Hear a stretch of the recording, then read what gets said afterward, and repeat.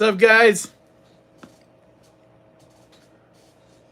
Trying to get my thing set up so that I can tell how the stream is working.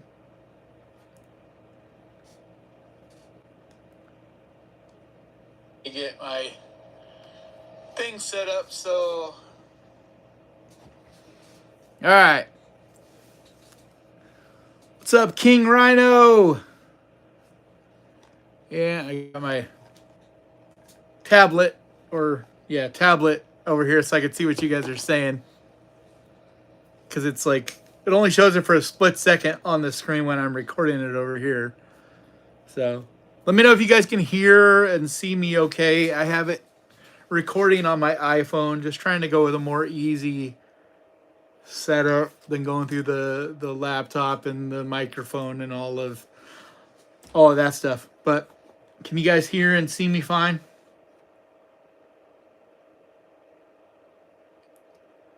Am I drunk? Raccoon, why do you think I'm drunk? All right, looks clear, good. You look fine. Sounds all right, cool. So how are you guys doing today? I had a bunch of the patrons send me some questions, but this is going to be an AMA. So ask me anything, and I'll do my best to respond. But I figure I'll first get started with the patrons' questions, just so everybody gets a chance to funnel in here.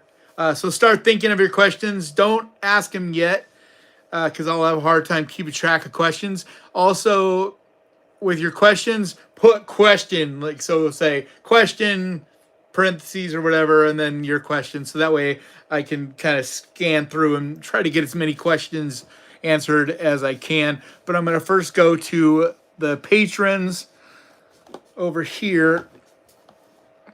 So let's see. I'm going to start with patron Leslie Roller. And her question is there a movie that hit your psyche in such a way? Sorry, my eyesight's really bad. Just let me move my laptop closer so I can see it a little better.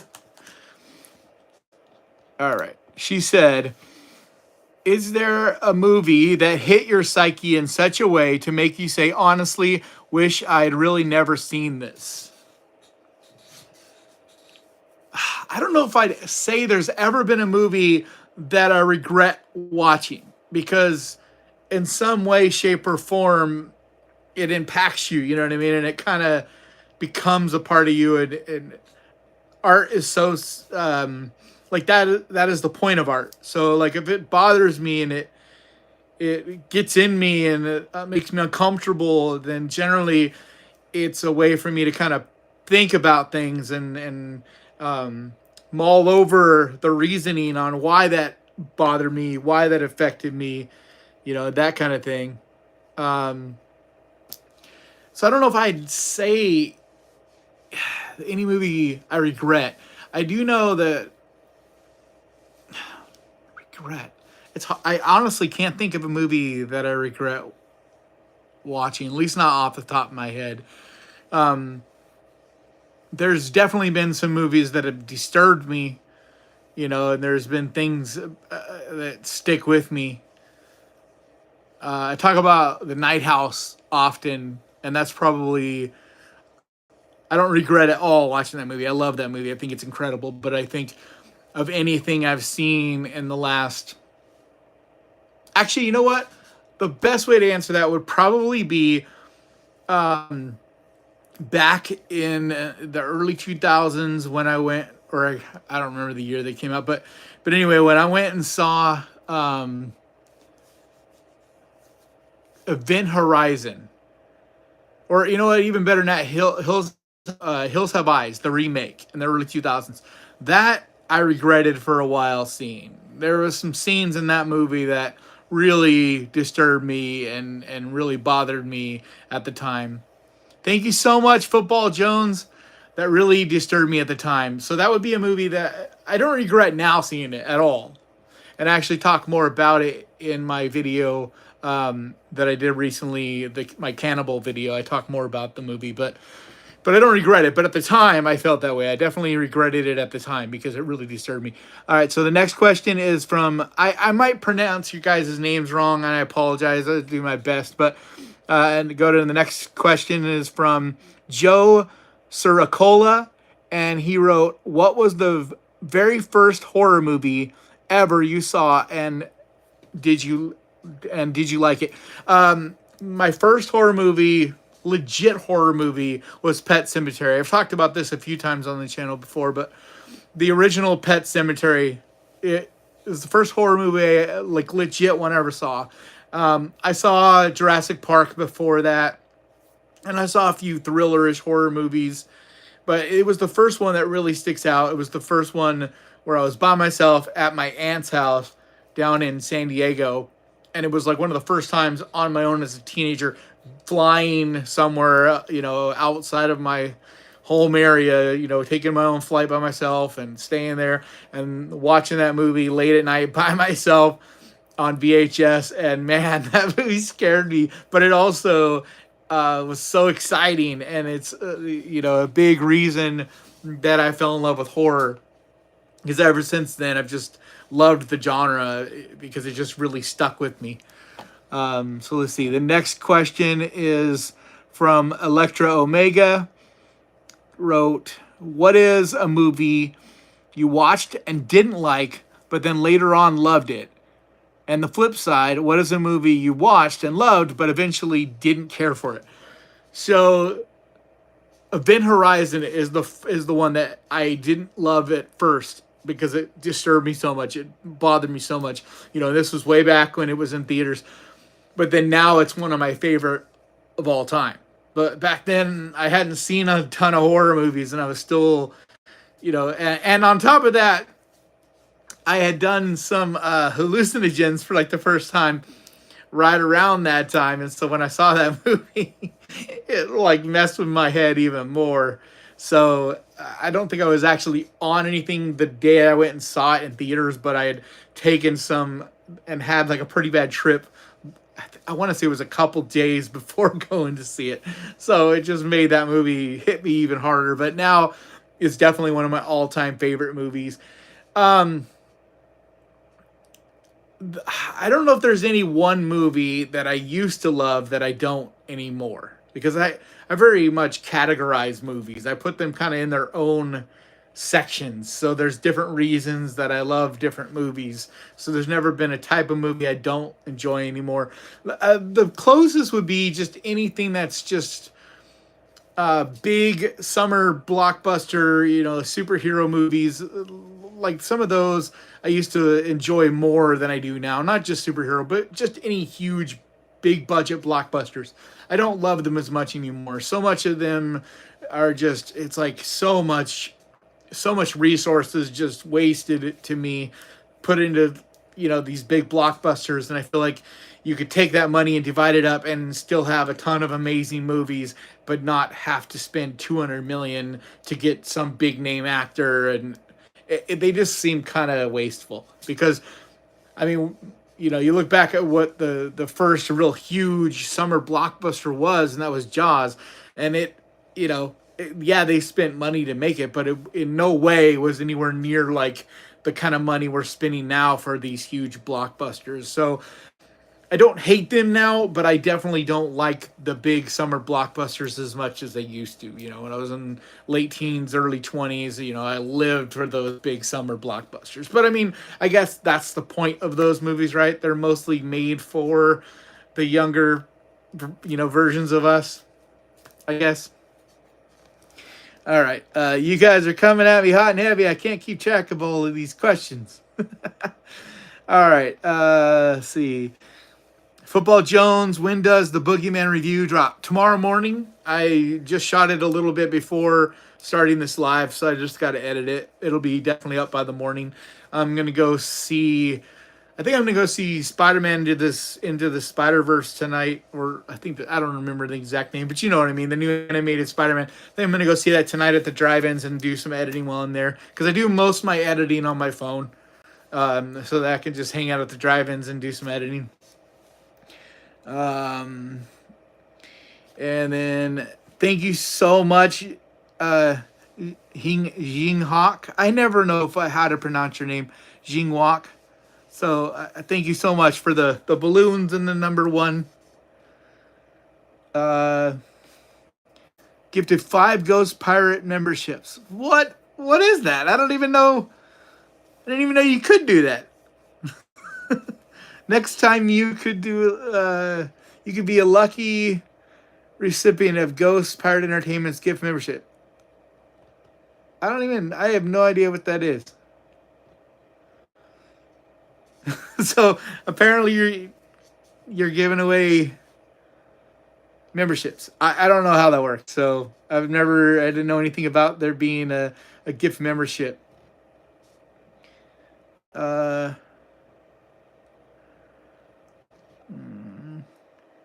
then thank you so much, Diane.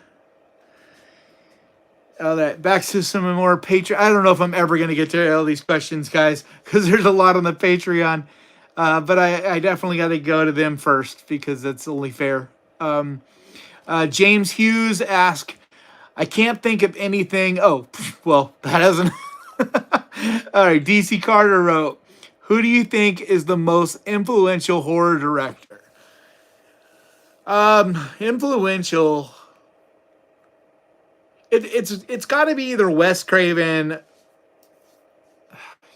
Man, that's so hard. It's either John Carpenter or Wes Craven, probably. I just did a live this past Monday, and I did. You guys should definitely go check that out. But we were talking about, if you go into the community page, you'll see a link to the live. But we were talking about the best. Here, let me see if I can. I'm gonna try something. I don't know if I can do this, but I'm gonna try to post the link into here.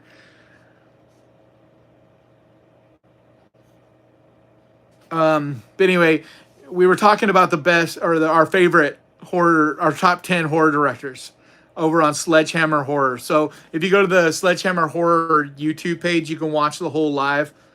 Let's see if I can. I'm gonna try to.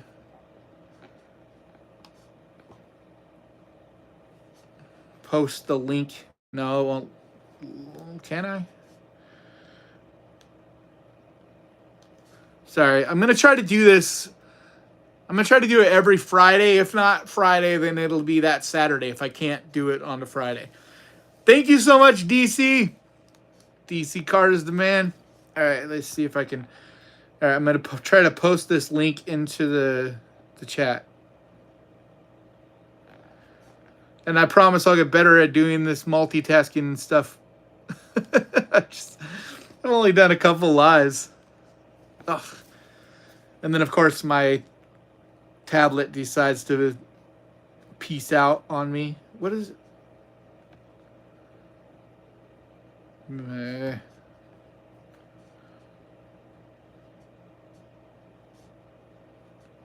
All right, there we go. That's the link to the live if you want to hear me talk more about who I think are the best directors. And it was just a really fun time in general. So I highly recommend going and checking that out. But let's see.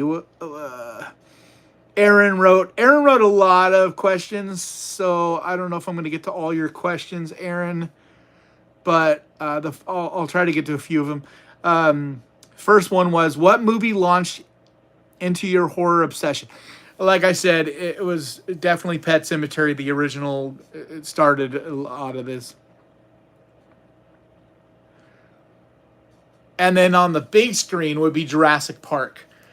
Just that movie impacted me on so many levels, and it was the first movie to scare me. I was still pretty young when that movie came out, but it got to me, and it was so exciting and so much fun, but it was also just intense and first monster type of creatures. Like, love that movie. I still just absolutely love that movie. I saw it a couple times in 2020. They played it at the drive-ins, and every night that they played it, I went because I just love that movie. Let's see. Aaron also wrote, "What's your favorite decade of horror?" It's got to be the 80s, but I wouldn't say it's the best era of horror because I think right now we're in this crazy new renaissance of horror, and this is going to go down as um, our current generation that's going on right now. This is going to go down, I think, as one of the best eras of horror as well. But personally, just the nostalgia. I was a kid in the '80s, and so even though I didn't see a lot of those until I was a little bit older, more in the '90s is when I kind of caught up on the '80s and stuff. Still, just the movies from the '80s, the nostalgia and stuff for me, and just there was such a love for horror and such a purity for horror in that era that I'll just always absolutely adore the '80s for horror.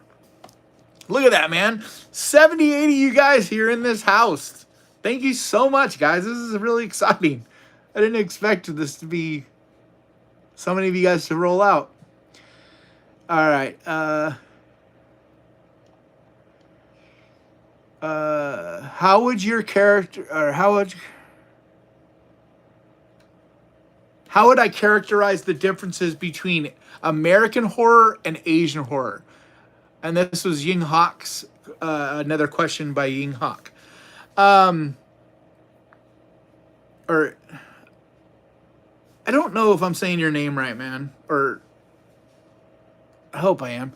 Anyway, I feel like Asian horror, there's a lot more of a like an elegance to it, and it's much more like fantasy driven, whereas American horror is much more of I kind of think a little bit more of like emotion driven.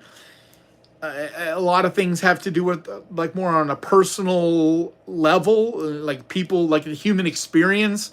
Whereas Asian it just feels a little more grand and on this. Hey, what's up, Boogeyman Ben? Go check out Boogeyman Ben's channel if you guys love horror collectibles and stuff. His collection is breathtaking.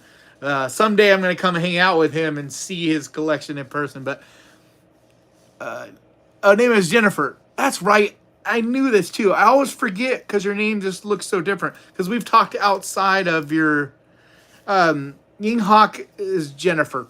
I remember now. Sorry.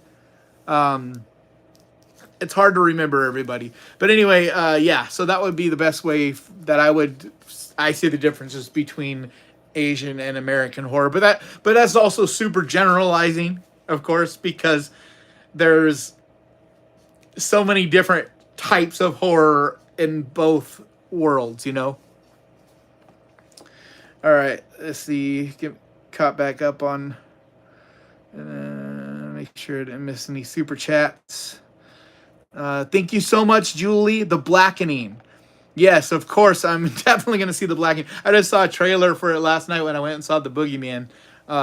It looks funny, but it also looks like it's going to be a really just good horror movie. I'm excited. This month's going to be really slow for horror, but July is going to be packed. So I can't wait. There's going to definitely be a few in July that are going to kick some ass. So I'm really excited about July. So yes, The Blackening is definitely in my list of movies to review. Thank you so much, CJ Nolan, for the super thanks, or yeah, super thanks, or super sticker. Yeah, I don't know, super chat thing. All right, let me try to. I'm gonna go back and try to get some questions from you guys now. So make sure you write question so that I can quickly pick them out in here. Man, up to 86 of you crazy fools here. This is amazing. You guys are the best. All right. Let's see. Question from Blue Bayou Arts. Question. Goosebumps or Are You Afraid of the Dark? Okay, so let's see. Are you Monsters or Tales from the Dark Side? Bang, Mary, Kill. There's like a bunch of questions there. All right, first one. Goosebumps or Are You Afraid of the Dark? I would say Goosebumps just because I didn't really grow up with the books, and I was more of a teenager when I kind of was introduced to it, and so there's always like this soft spot. It's like a comfort thing with the TV show. So even to this day, if I'm feeling like not feeling good, or if I'm just wanting something to kind of feel young again, like a watching a cartoon kind of thing, I'll throw on Goosebumps. Um, and then let's see, the next one was uh, Monsters or Tales from the Dark Side. I'm not big familiar into either of those, just because like I didn't grow up with those. Let's see, Bang, Marry, or Kill, Jamie Lee Curtis, 80s version, Mia Goth, and Linnea Quigley. I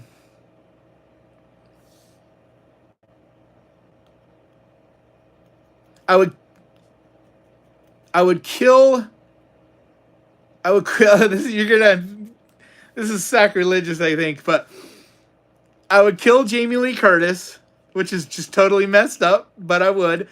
I would bang Linnea Quigley because yeah, a huge crush on her back in the day, and I would marry Mia Goth. And it's not that I have a problem with either of them, or not that I have a problem with Jamie Lee Curtis, but just the personalities of the three that I at least know from interviews and whatnot. Mia Goth seems like a personality that I would marry. She just seems like someone personality wise that I would want to, that I would get along with, that I would click with, right? Linnea Quigley was just, I can't help it. So the only thing left is either marry or kill. And Linnea Quigley, man, she was so gorgeous and just such a crush of mine and way back in those 80s movies. So she would definitely be the bang. And then if I got to kill one, well, then the only one left is Jamie Lee Curtis. And lately, I've just been a little bit annoyed with Jamie Lee Curtis too. Just some of her interviews and she just, I don't know. Just, yeah, I'll leave it at that. All right, let's see if I can find some more questions in here, guys.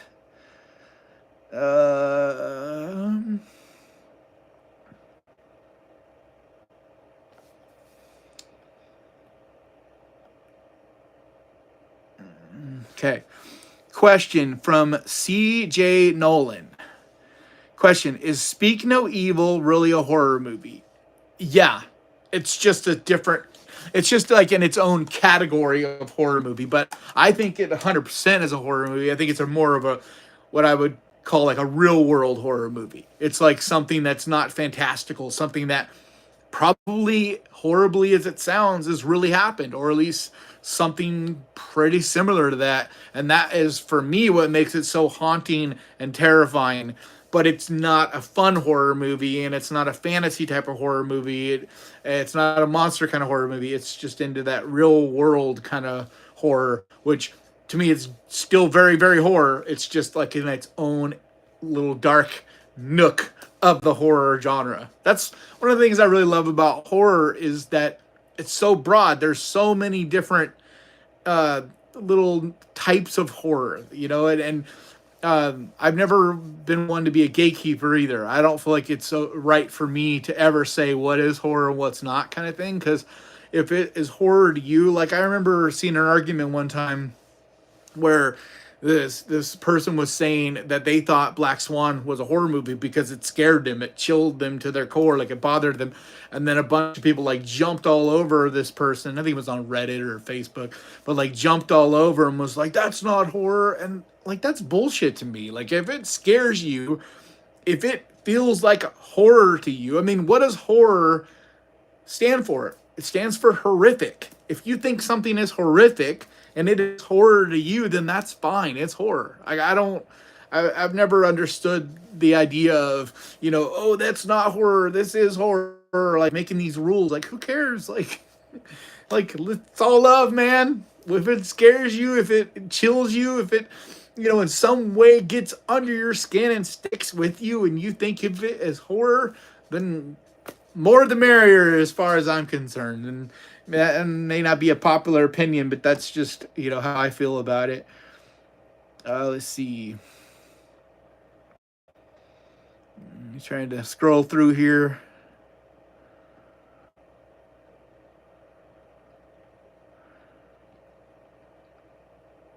Sorry, I can't read all your guys' comments.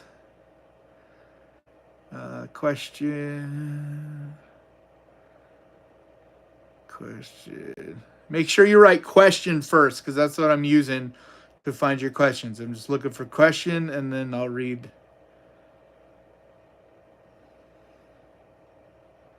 All right, question from Brian Myers. Best Stephen King movie adaptation for me, the original The Shining.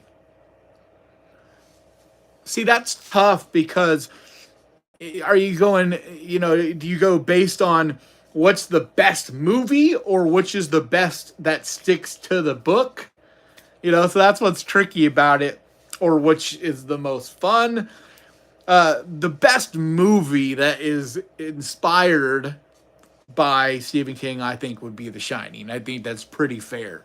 But as far as what really sticks to the book, I haven't read a ton of Stephen King, so I don't know. I do know that Gerald's Game is supposed to be pretty damn close to sticking to the book, and I know it's also, I think, a fantastic movie. So Gerald's Game would probably be my best guess on that.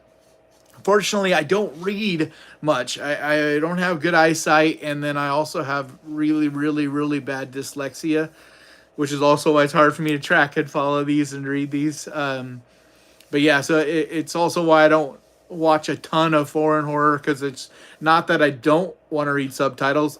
I do. It's just exhausting, and it's hard for me to. I have to really be, zoned in to be able to follow along and read the subtitles. So that's why I don't read a lot of books. I read, quite a bit more when I was younger, before my eyesight started getting bad. And then as I've gotten older, it seems like my dyslexia has gotten worse. But anyway, yeah. Next question.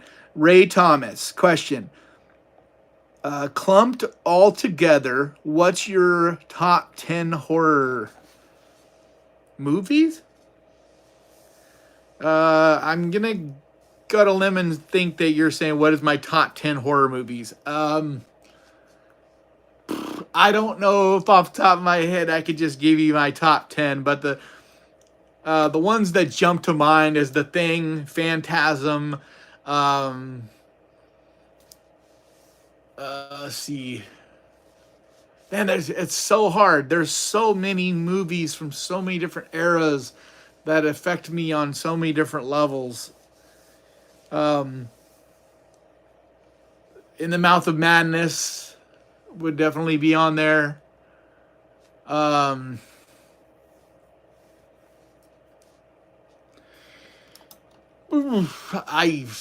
this is like an impossibility, because that's why all these lists, when I make these top 10, I spend weeks working, and looking and digging up and trying to remember all the different movies that are in that subgenre or in that category to give a really good answer, because there's so many that I may not even be thinking of at the moment that just jump out. And then I'm also someone that I can't help myself, but there's always a little bit of recency bias. So, like whatever movies I've recently seen that have really been impactful to me, those are always kind of more exciting.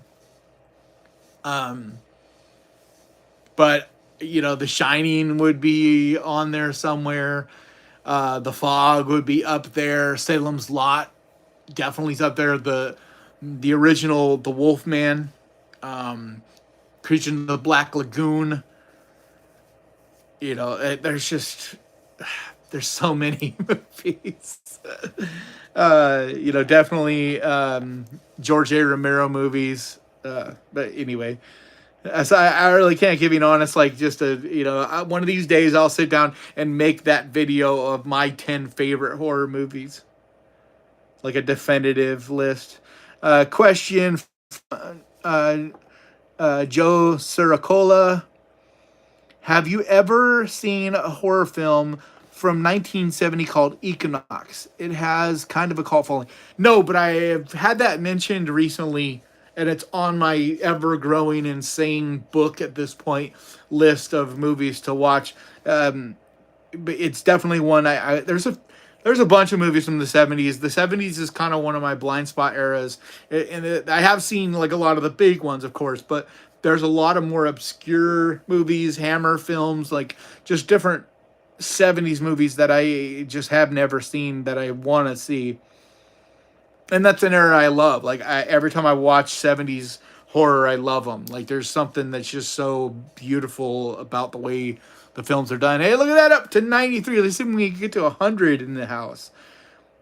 All right, let's see. Question from Brian Donahue. Do you think current advances in technology somewhat take away from some of the suspense techniques that have been used in the horror genre, or do you think filmmakers have adapted? There's a little bit of both, because I think a lot of times with technology, it can be like a, for lesser filmmakers, they'll lean more into technology and try to use that to get around corners, and ones that aren't as master filmmakers. But I think the tried and true methods will always be impactful, will always be important. It's like with anything, right? When there's new technology, you're gonna have a bunch of people overusing it. It's kind of like what happened with CGI in the early 2000s. Every horror movie was tons of this happy CGI.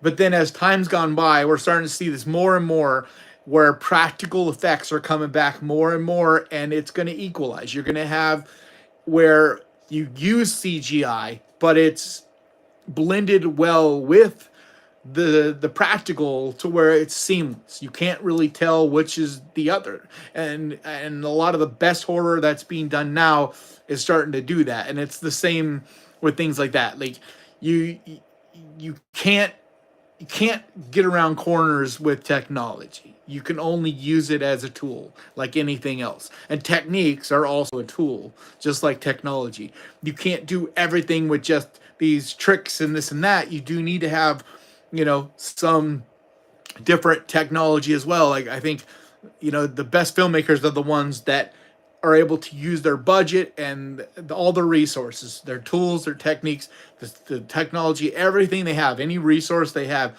they're able to use it to make the best film. Those are the best filmmakers, are the ones that they don't just pick any one thing. They are able to use all the things to their disposal to make the best film. All right, let's see here. Question. Okay, I already answered Tina Starkley. It was your question. What was my first horror movie? Is Pet Sematary, and I talked about that earlier. Let's see. Question from Raphael. Who's your favorite scream queen from the 80s?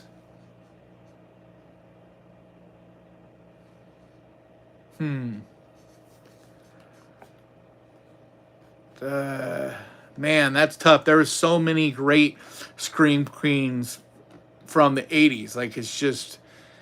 man,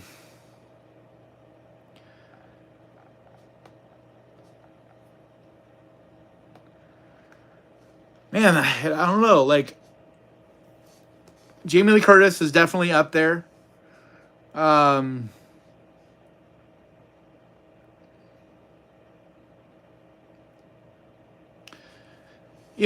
It's probably Heather Langenkamp. But I mean, there's so many different amazing scream queens in the 80s. Like I talked about Linnea Quigley earlier. And then oh man, I just spaced on her name. What's her name? From Hellraiser. God, why can't I remember her name right now? Here, I'll look it up. Everybody, I'm sure, is yelling at me. Oh, what's her name? Why am I forgetting her name right now? Ashley Lawrence. Yeah, Kirsty. She is so underrated as far as the 80s scream queens. And she was amazing in that. Like, yeah. I'm not good at picking definitively for anything. Because there's always so many different elements that make all these different things unique, Like, no matter what you're talking about, there's always, you're going to have one thing about Jamie Lee Curtis that separates her. You're gonna have something about Ashley Lawrence that makes her separate. You know, like Heather Langenkamp, of course. Like they each have different things that make them special. So it's hard to really separate and just pick one. Thank you so much, Royce Bunn, for your super thanks. Uh, do you collect physical horror movies? Blu-ray? Yeah, I collect VHS. I don't really collect anything else besides that anymore because I almost never watch physical media anymore. But I love VHS. I love the nostalgia of it. Sometimes I don't have my VCR set up right now because I literally don't have a TV, but I'd like to get. I mean, I have this little tiny bit. Yeah, I want to get my VCR set back up and start watching VHSs again. There's just something about them. It's kind of like listening to vinyl for me. It doesn't make sense with VHS because it isn't more high quality. But there's something about the trailers, the crackliness. Like I just love it. It really takes me back to being a little kid, going to Hollywood Video and Blockbuster Video and renting out movies. And especially with horror, I feel like they're so connected. How did you find your manicurist? Jing wrote, how did you find your manicurist?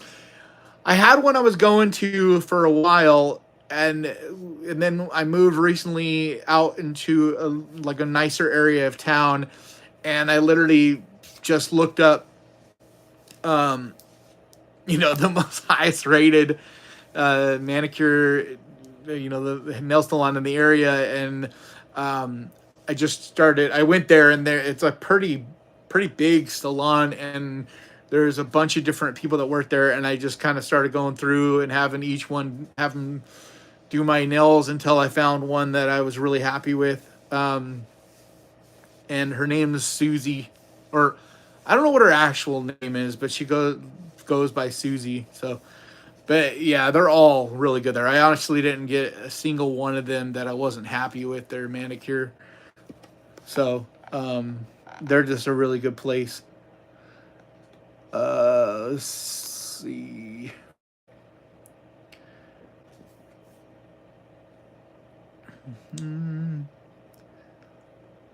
I know I'm missing so many questions, but the chat keeps moving on me. Julie asked, do I watch YouTube channels? Yeah, I watch a lot of YouTube, actually, more than I probably should. But I also feel like it helps me to get better and better at what I'm doing because it keeps me always being creative and seeing different little things that different creators use. I watch a lot of horror creators, but I watch everything. Like I really like. Here, I'll tell you some of the channels I watch. Let me tell you some of my favorite channels. I really enjoy Dead Meat, of course. I love, as far as horror, like they're the kings right now. I love Last Podcast on the Left. They've started doing their last stream on the left. I love they do their once a week video where they basically just watch a bunch of weird YouTube videos and then comment over them. Super funny and fun. I really love Justin Scard. He goes to like Disneyland, and I'm not a huge fan of when he goes to Disneyland. It's like, all right, whatever. But the thing he does a lot that I really love is he travels across the country, and he'll go to like Route 66 or all these little old rundown roadside attractions and stuff. And like that's one of my big goals and dreams is to travel. I want to actually start doing my weekly Wednesday videos on location somewhere. So I'll be in front of some creepy haunted house or wherever, and I'll do the video from there. That's the goal within the next few months to year. It's about raising money. I just need to, right now I'm barely scraping by, but once hopefully the channel does makes a little bit more money, then I'll be able to start doing some traveling, because that's my biggest dream I've had for years, forever, to travel, especially while I'm still healthy enough to be able to travel, because my health isn't the greatest. But I love Chris Ramsey. He's a pretty famous magician, and his channel is amazing. He does a lot of these puzzles, and you kind of watch him while he tries to unlock these puzzles, and it's just like I love things that are different than what I do. I appreciate and enjoy the things that I do, but then I also like channels that are doing something different, but that are also really passionate about their subject.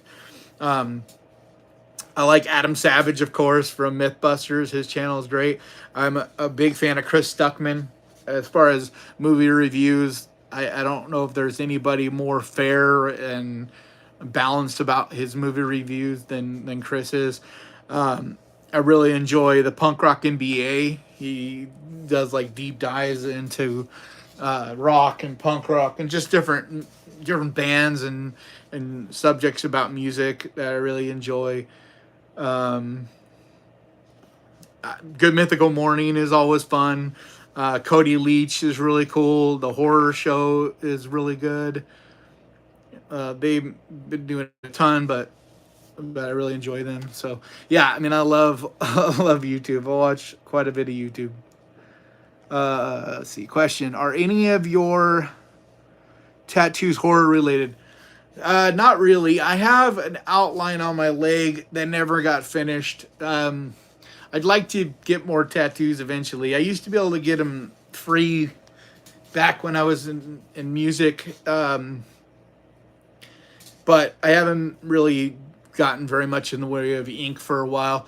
But my leg, you couldn't see it, otherwise I'd show you but it's super faded. But it's just an outline of all these different horror icons. It's got Pennywise, the Wolfman, Michael Myers, Jason, Freddy, Pinhead. But it's supposed to take up my whole entire lower leg from my knee down on my right leg. And the dream is to eventually get that finished. I mean, it's not much really of anything right now except for just a really light outline. But that's a goal over the next few years to get done.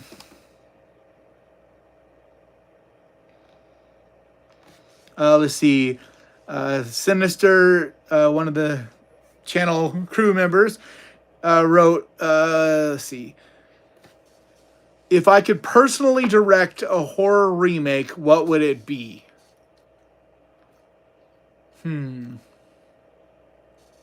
was just thinking of this the other day, of a movie that would be great to be remade. Because I think if you're going to remake a movie, it should be a movie that had potential, but just wasn't that great. But the like concept of it, and there are things about it that were really good. So I think it would be something like that. So like it just never lived up to its potential. So it's probably not even like a super famous movie that I would pick. Like me personally, I would want to be creative. So I would want to find something that is like, a little bit lesser known and wasn't even that great, but had some spark about it. So I don't know off the top of my head what movie it would be, but it would definitely, and it would have to be older. It would probably be a movie from the 90s, like Ghost Ship, that wasn't the greatest but had the potential because of certain things in it, like the opening, it's like, I guess the problem with that is the opening is what it's famous for, and if you already knew that kind of takes a huge thing away from the movie. But yeah, I had something from like that era, I think, that was cool, but could have been like amazing. Could have been so good. It just didn't quite get her done. Let's see.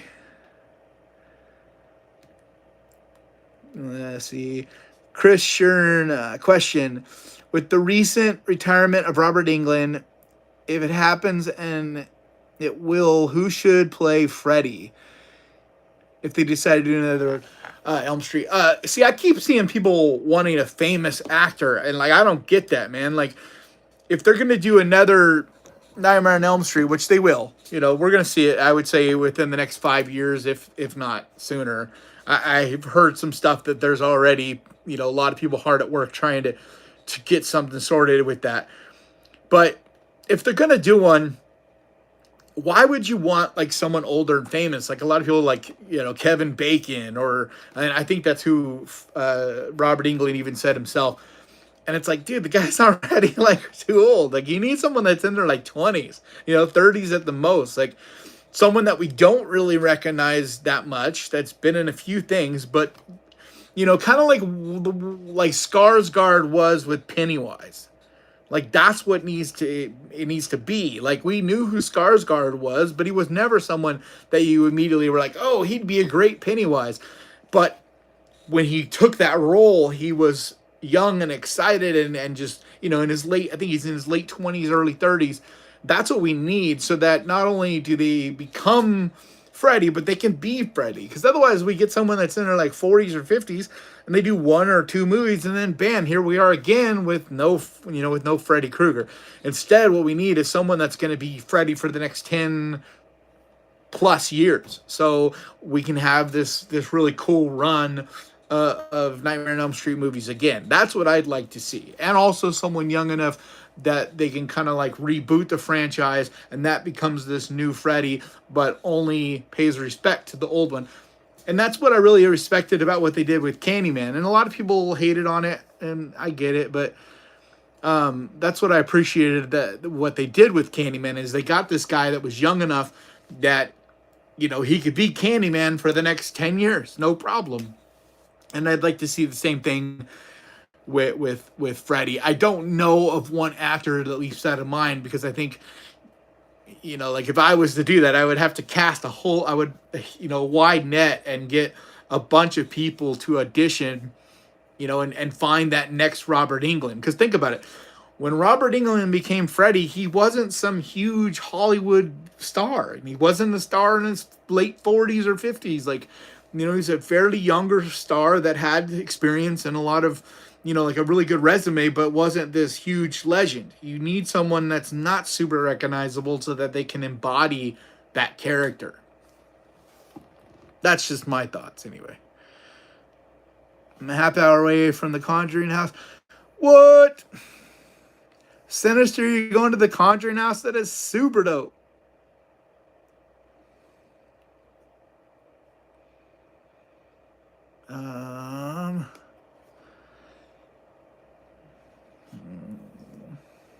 Question from Tech Schedule.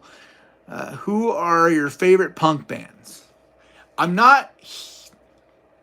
It would be Black Flag, I think. I'm not a huge punk guy. I just didn't grow up with punk. I'm much more metal.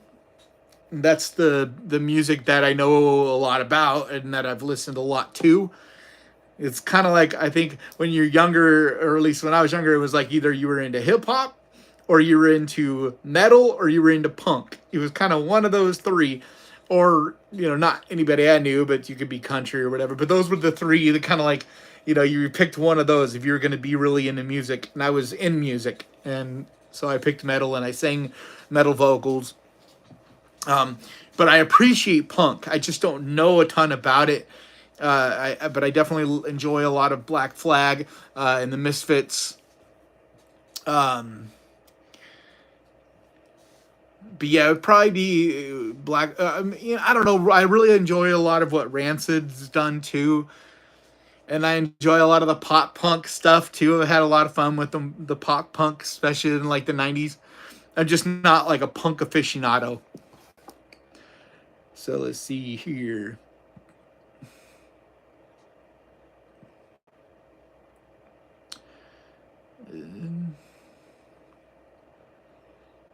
Hey, that's my sister. Hey, Rachel Rossetti. That's my sister. Evan Peters is a great idea. Yeah, I could see Evan Peters is someone I'm talking about. Like, I still think he's a little too much of a name. I think it would have to be someone of a less name than even that.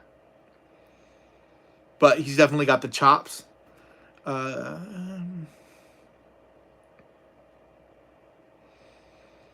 this thing keeps moving around to me. Every time I try to find the spot I was at last to answer questions, it moves.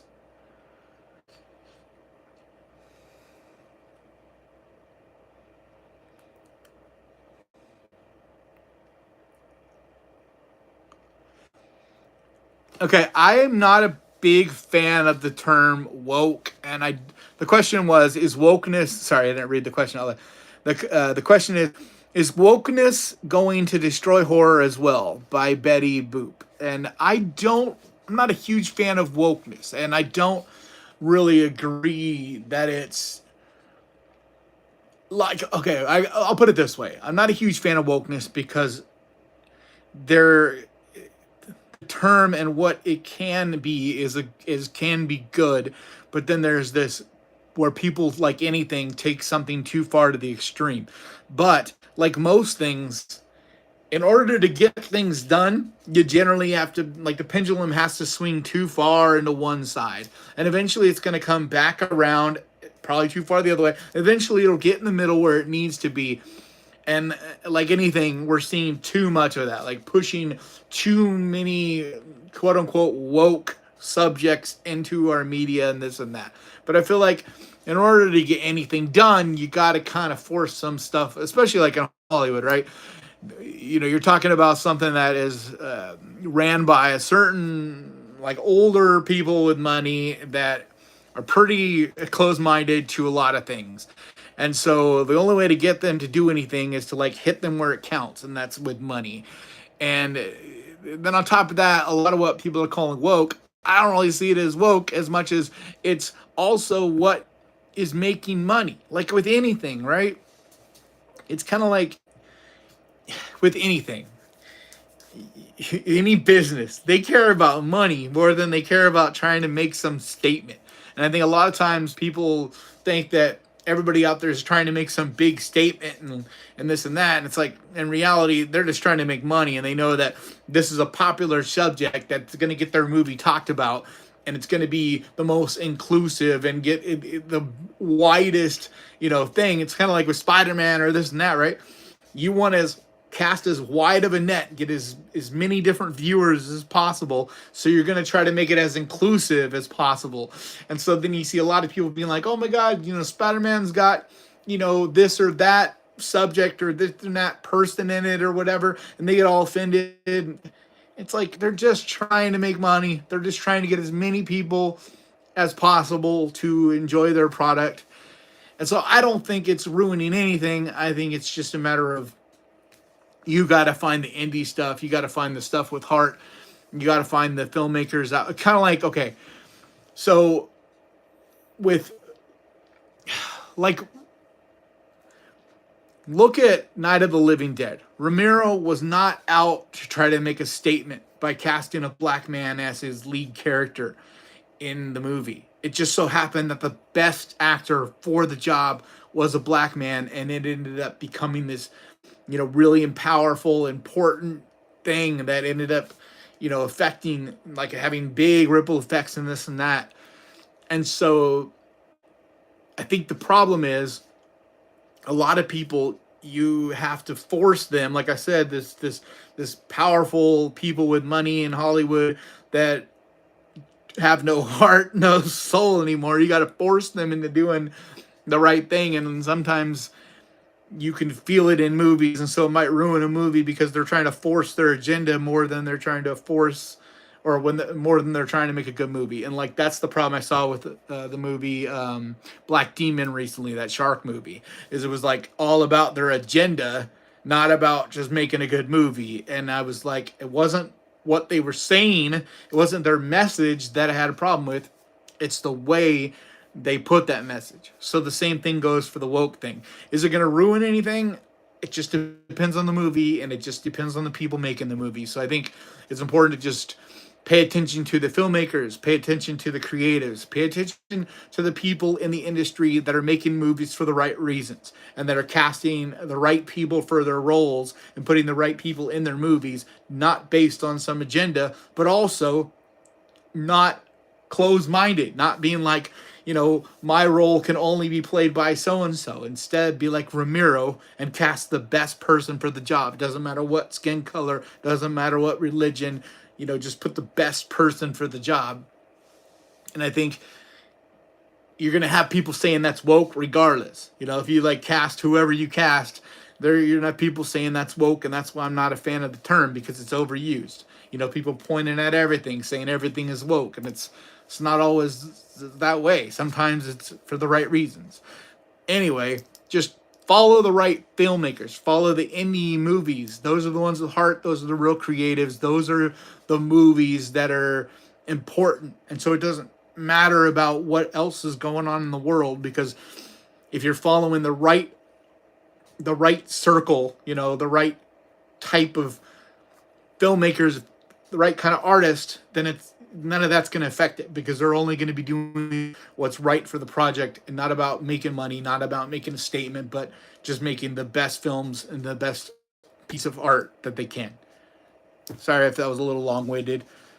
Trying to give the best answer I can. It's such an important topic. And that's just my 2 cents. I'm not right about, I'm not like, that's not really my wheelhouse per se either.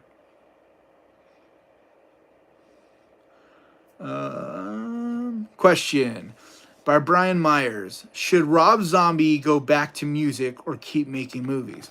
Yeah, hell yeah, he should keep making movies. Why not? It's not for everybody. I mean, like, every movie doesn't have to be for everybody.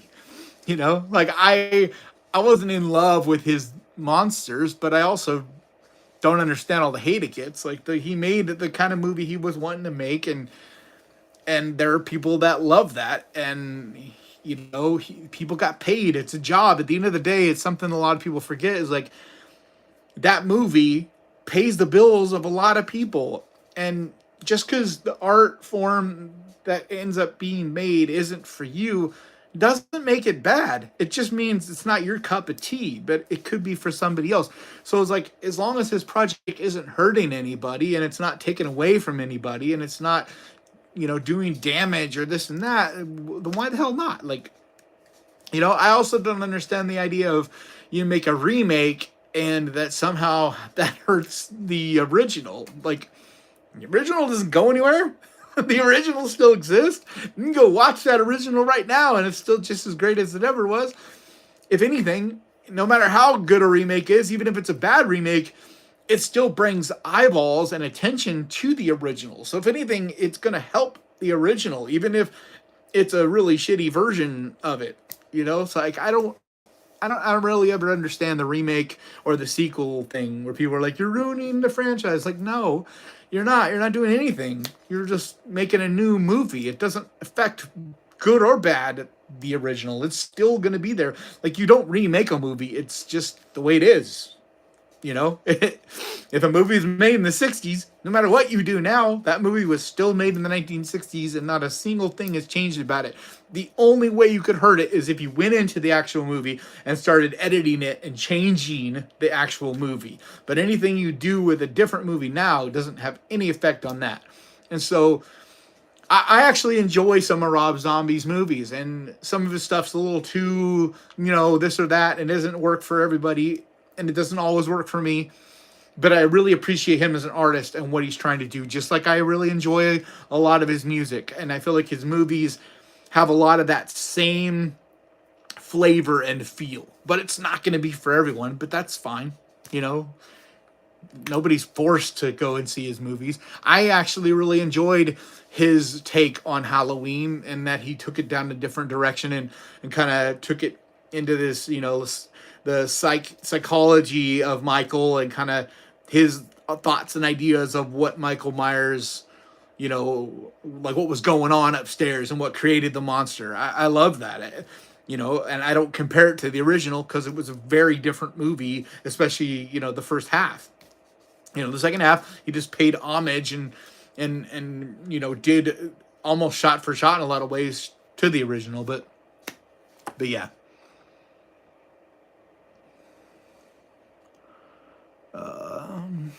Let me see. I think I got another super chat. Big Chris, thank you for the super chat. Have you seen the 1992 film Split Second with Rutger Hauer? If so, thoughts? Also, good answer on the what question. Oh, that sounds so familiar. I don't think I've seen that. I love Rutger Hauer, though. he was amazing. And his last movie was Hobo with a Shotgun.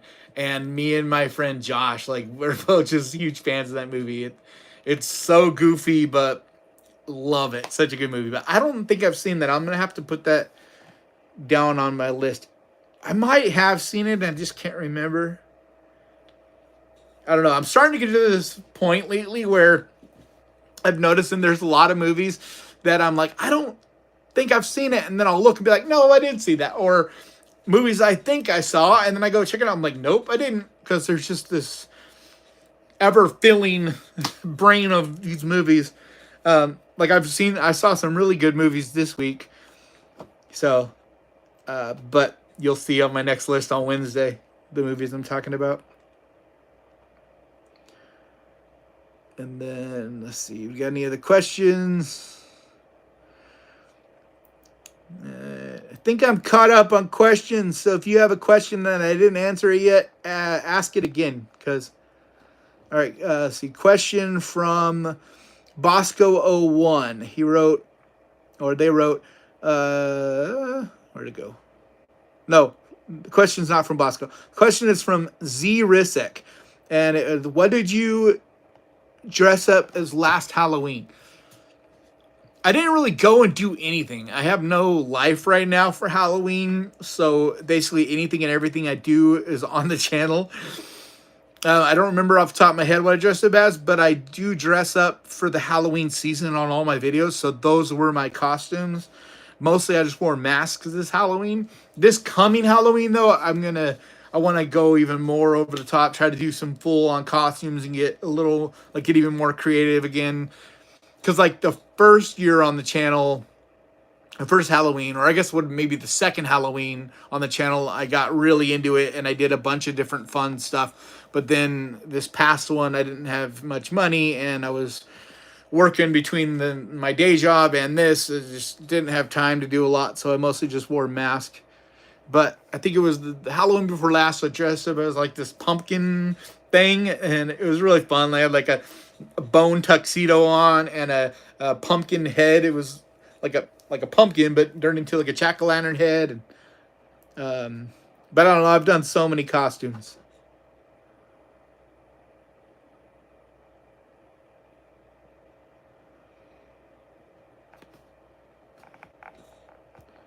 All right, let's see here.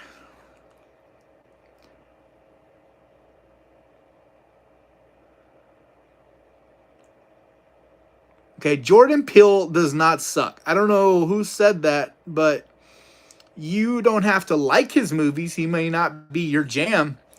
But if you say Jordan Peele sucks, it means you just don't know much about filmmaking or much about film, period. Because he's, like his movies or not, there are so many layers.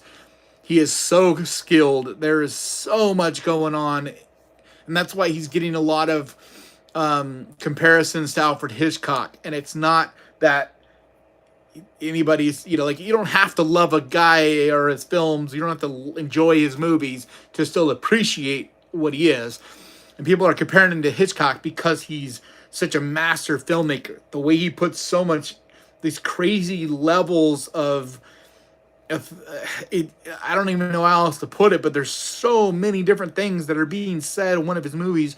You can watch them over and over and dissect them over and over and come up with so many different analogies and comments on social issues and different amazing things that he infuses into his movies. So I think the one thing you can say about Peele is that he sucks. You could say you don't like him, that's fine. But if you say he sucks, it just honestly means you just don't know what you're talking about when it comes to filmmaking. Sorry, but that's, yeah, I'm not even gonna say it's an opinion. Like, that is pretty much a fact, dude. Like, anybody that knows about film and on any level really knows that he doesn't suck. He may not be your bag. You don't have to enjoy his movies, but he doesn't suck. Do you enjoy I adore The Last Drive-In with Joe Bob Briggs and Darcy. Like, I love them. And I'm bummed because they're on hiatus for a couple weeks. Otherwise, I wouldn't be going out to the drive-ins tonight. I would be staying home and watching The Last Drive-In. They're super fun to follow along on Twitter with, too. One of my biggest dreams on the channel was to get a silver bolo because they were giving them out to YouTube channels for the first few seasons, and then they just stopped last year. And a number of my friends got their silver bolos, and I was excited. I'm like, I'm gonna get one eventually. That's my goal. And now they don't give them out anymore, and it really makes me sad. But one of my favorite YouTube channels is Dr. Wolfula, which I forgot to mention. He's one of my absolute favorite YouTube channels, and he got a silver bolo. And then another one of my friends' channels, um, um, uh, uh, oh my god, I just totally blanked on their names. Bloodbath and Beyond. What is their? They have a new channel now. It's Bloodbath TV. That's the one I was trying to remember. So Bloodbath and Beyond and Bloodbath TV. They are awesome too, friends of mine, and they got a silver bolo, and I was just like, yeah, like it's so awesome. But it doesn't look like it's ever gonna happen to me. But yeah, I absolutely love The Last Drive-In. It's adore it. I try to watch it every single week.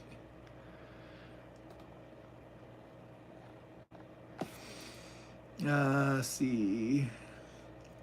Did I miss any questions? Oh, here we go. No matter what genre, what is your all-time favorite movie? It's kind of horror is my favorite genre. So my favorite movie, of course, is horror, and that would be Phantasm. But The Thing is right there. I always say Phantasm though, but just by a sliver, because I consider The Thing to be a better movie. But there's a comfort level and a creative artistic level and the colors and just the beauty factor of Phantasm that I love so much. It just feels like a dream. And there's something about the 70s and the way that their movies, the coloring, and there's just something about it that's just magic to me. And so Phantasm would be, but outside of horror, like I love a lot of the big dramatic movies, but the Rocky franchise is probably my favorite.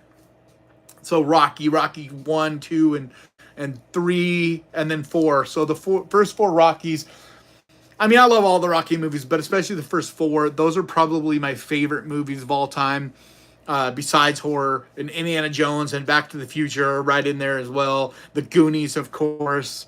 But horror is number 1. So anytime I answer my favorite stuff, it's always horror. This isn't some act for the channel. The channel is actually the opposite. I never did this thinking I could really make it a career at first. I was just in 2020 bored and had nothing to do, and I was sick in bed, and I had problems going on with my foot, and literally I couldn't do anything. I couldn't do any art, couldn't get down to my art studio, couldn't make art, so I just started watching Tubi and decided one day to make a little video recommending to my friends and people out there, like, hey, you'd be amazed on how good these horror movies are that I found on Tubi. And then it's just slowly grown. But it was never an act. Like, I get that a lot. People comment a lot. They're like, that I'm putting on an act. But you can ask my family and friends. I wear the eye patch everywhere I go. My nails are always painted. I dress the exact same way you see on the video. Out and about, I go and get lunch in the exact same outfit that I shoot. Like, I don't have some separate style or wardrobe for the channel. Like, they're one and the same. Anyway, let's see. Bronson Wright Wolf. It just makes me think of Edgar Wright, which is one of my favorite filmmakers. Anyway, thanks for the super chat. If you listen to Ozzy Osbourne, what is your No More Tears? What is your favorite song of his to listen to on Halloween? It's got to be Howl of the Wolf, right? I mean, it's got to be for Halloween. But I love Ozzy. I've been to a bunch of Ozfests. I've been backstage at Ozfest. I almost got to meet Ozzy. I was like this close. But I did meet like a lot of the other bands. And at the time I was in a band that we were doing shows with a lot of the same people. Holy shit. Thank you so much, Rachel. My sister goes and sends a 20 drop. Thank you. Let's see. As the sister can confirm, he's really what you see here, and we love him. Oh, thank you. Yeah, I'm just me, for better or worse. Like, and that's why it kind of hurts when you get these comments or people are like, you know, talking shit. You're like, you're not talking shit about my act. You're literally talking shit about who I am. But luckily, my skin has started to get a lot thicker now. On top of that, so look at that. We broke 100, guys. 100 people in the house. A lot bigger channels don't even get 100 people on a live stream. Like, you guys are amazing. Seriously. Yeah, look at Jaeger coming through. Jaeger71 with the $5. Thank you so much. Let's see. Love the channel. What do you think the best era of horror is? Sorry if it has been answered already. So earlier someone asked what my favorite was, and I said the 80s. But the best era, I think that is honestly an impossible answer to give, because every era of horror has been so different. I do think, though, that this current era, 2022 especially, I think is, some people know already, a lot of people have talked about this already, including myself, but I think in a 10, 15 years from now, we're going to look back on 2022 and consider it one of the greatest years ever in horror. Maybe the greatest year in horror. Like, it was so diverse. And that's the one thing I'll say about this current era of horror. It is so diverse. And we have the best of all these different types of horror being made. Like, there's still this shocky, fun kind of stuff, very practical work being done, like Terrifier's doing, that is very 80s nostalgia. Or like Psycho Goreman, that has a lot of that 80s, early 90s kind of feel going on. You know, you have that. You have super elevated, I don't really like the term elevated, but this like higher or like this highbrow artsy kind of, you know, kind of stuff that reminds me a lot of the 70s, you know, like Hereditary and Midsommar and A Dark Song, and it's all these different movies now that are these slow burns that are very you know, beautiful and elegant and mysterious and all of these things, right, that throw back to that era. You have stuff that reminds me a lot of that, you know, like with James Wan, he doing Malignant and just different movies that are being done that remind me a lot of the early 2000s or late 90s. You know, you really do have this super wide variety of horror that we haven't ever really seen before. And what I'm curious to see is that when the dust settles, will this era have its own stamp? Or is its stamp going to really just be that it was really diverse and paid tribute to all these different eras of horror, but didn't do just kind of one thing, but just kind of enjoyed what had been done and celebrated all of what had been done, and then just tried to continue to perfect those subgenres. Look at that. Generic Bug One coming in with a 10 spot. Thank you so much. You guys are amazing. Watching my own $10 to support the women's rights. Go back to your mega rallies, Betty Boop. Okay, I don't know what's going on in the comments, but please try to keep politics out, guys. That's really not what this channel is about at all. Oh, I missed a super chat from Mike Krevick. He wrote, "Your lists are amazing and well thought out. Appreciate you, brother." Well, I appreciate your $5 and everybody in here. I appreciate you guys coming and hanging out with me and the support. It's really amazing. But really, politics are not at all what this channel is about. Like, and that's the thing I love about horror movies and the horror world. I feel like we can push aside all the political garbage and the things that make us different and try to come together on the things that connect us, you know, like the things that we do have in common, the things that we do appreciate. Oh, look at that. Sinister coming in and let's see, a member for a month. Just became a member. All right. God, my eyes suck. See, thank you so much for what you do. Thank you, Sinister. I think you're a patron too. I think. I don't know. I don't know, but I thought you were already a member. I don't know why it's giving me this green thing. Like you just became a member. I don't know. There's so many things about YouTube I don't get a lot of times. Like I don't know what it's doing.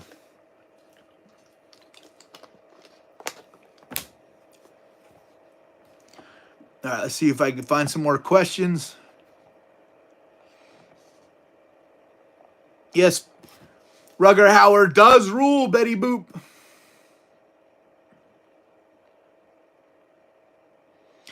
Yeah, I saw Psycho Gorman.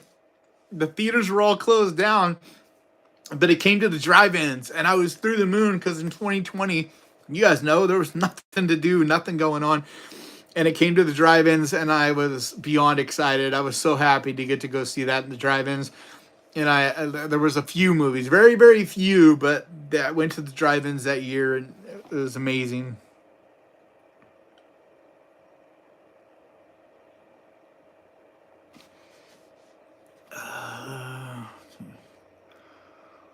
Okay, Betty Boop, I don't even know what you're commenting on, but all your stuff's getting blocked by YouTube, not me. I don't know what you're saying, but it's blocking it. So it must be like I said, keep politics out of this, and YouTube kind of does its own thing of keeping politics out of streams like this. Some of it I can unblock, but some of it is just straight blocked. So just be careful with what you're saying. I don't even know if what you're saying is offensive, but it's blocking it. So just kind of be careful on your wording because sometimes it'll misunderstand what people are saying. Yeah, I went and saw Boogeyman last night and shot my review about an hour before I started the stream. I'm going to edit it tonight and have it up. So it should be up first thing in the morning. Let's see. How's the implant? It's going good. Look, this is my device. If you guys are confused what they're talking about, I got this spinal cord stimulator. And this is my remote. So now I'm cyborg basically. I'm half machine, half man. But see, you could turn me up or you could turn me down. And it's just this little implant. It's like right here. Can't really see it, but it's this little device. The battery sits right there, and then it runs up my spine, and it sends, because I have really bad diabetes and really bad neuropathy, and so I deal with a lot of pain all the time, and it sends the signal down my spine and into my feet and helps take away that pain. So I love trauma movies. I'm not a super it is a little bit of a blind spot. Like I haven't seen like all of the trauma films, of course, but I do love them and do appreciate them very much. Let's see. All right. If you guys have questions, make sure you put question first and then write what the question is. Okay, because I'm trying to not lose track of where I'm at. And if I missed your question, it's fine to repeat it. Just don't repeat it a bunch. All right, let's see here. Brian Myers, he wrote, we've had Freddy versus Jason and Alien versus Predator. What two horror icons would you like to see face off? It's not even really straight horror, but I would really like to see this superhero horror mashup. I have some of them around here somewhere. Like, I'm not a huge comic book guy. I used to be a lot more when I was younger than I am now. And it's not that I don't like comic books anymore. It's just, you can only collect so much. You can only focus on so much. And so now I strictly just really focus on horror stuff. But I love the whole series they were doing where, was like they were all zombified, and you had, you know, zombie Superman, zombie, you know. I'd love to see that, and then there was one that was really cool where it was Ash versus, I think it was like Ash versus this. What was it? Now I'm spacing. I'm sure you guys remember down there, but it was like Ash versus those, and I'd love to see something fun like that, because I don't think we could.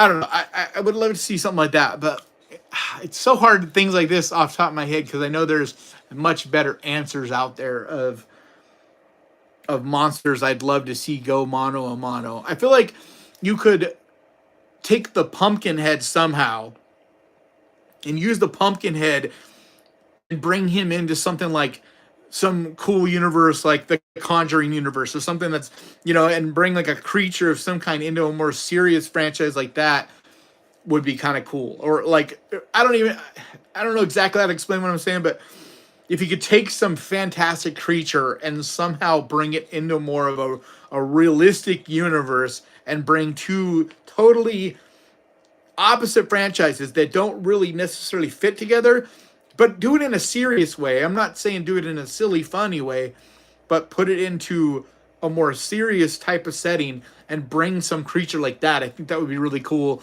because those of us in the know would be like, oh shit, that's so-and-so creature, but it's being taken serious in this much more serious. I mean, it would have to still be like, I don't think it would really work in the Conjuring. I was just using that as an example.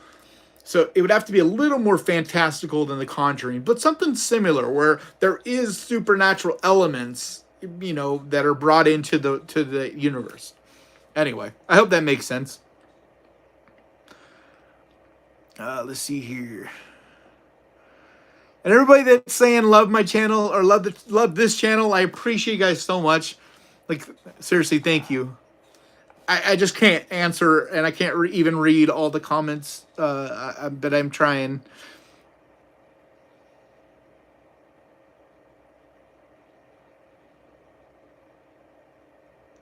Okay, Betty Boop. I don't know who you're arguing with. No more. I don't want to block anybody, and I don't want to stop anybody from having fun. But like, if you can't stop arguing with people, and I don't know who's arguing with you. I just happened to notice what you said. Like, please stop, or I'm gonna have to block you because I don't want this negative bullshit in here. That's not what we're here doing. This is supposed to be about having fun and talking about horror. So,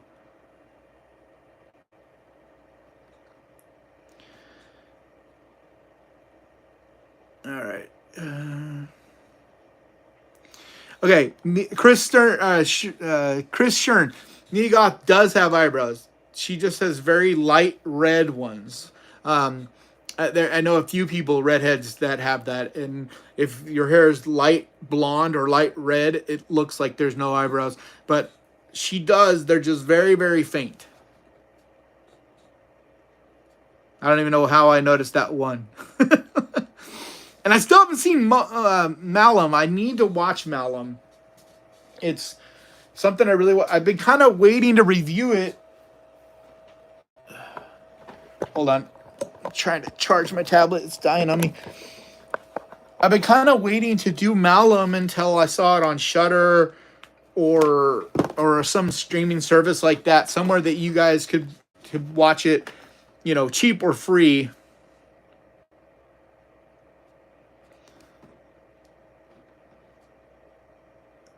Okay, so all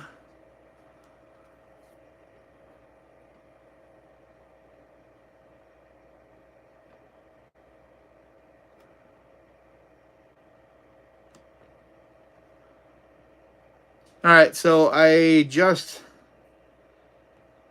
blocked Betty Boop, I believe. I don't know who she's talking to about. She called me a crybaby snowflake, I guess. I don't know. My guess is she's someone that came over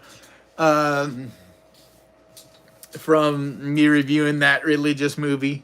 I forget the name of it. But if there's anybody else that's being a problem, please let me know. I did. She was the only one I saw that was really, throwing a tantrum. I don't even know what for. Okay, question. Can you name some of your favorite final girls? Um, let's see. I did a list.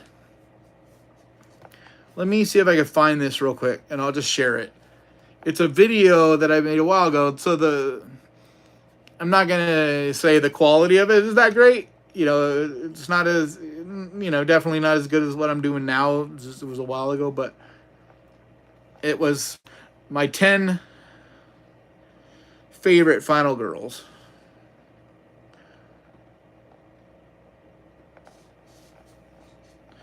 And let me see if I can find it here real quick, and I'll just share it with you guys.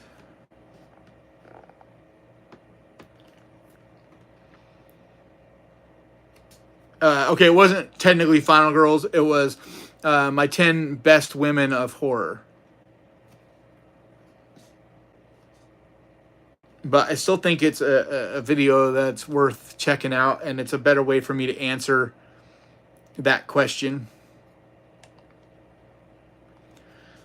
Because the thing is, with stuff like that, I can't off the top of my head just, think of my 10 favorite. So it's like, to do it justice, you need to put a little time in and look up different movies and think about who, really were the best. But, a lot of the usual suspects, of course. But there's some on this list in that video that I think don't get enough credit. And that's part of, but there, I pinned it. So definitely check that video out when you guys get a chance. But, all right, let's see here.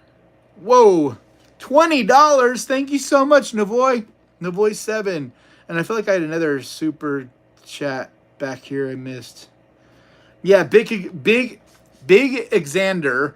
Thank you so much for your $10 and wrote, thanks for making great content. Love the channel.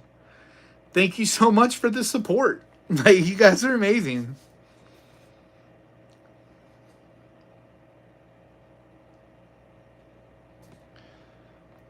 All right, let's see. Trying to go back and find some more questions. Make sure if you have a question, you write question and then write the question, so that, because I'm just scrolling through. Our day will come. Okay.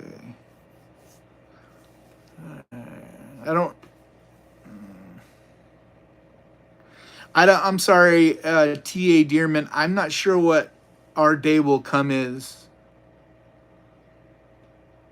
Let's see. Brian Donahue has a question. This is not a question, but a compliment.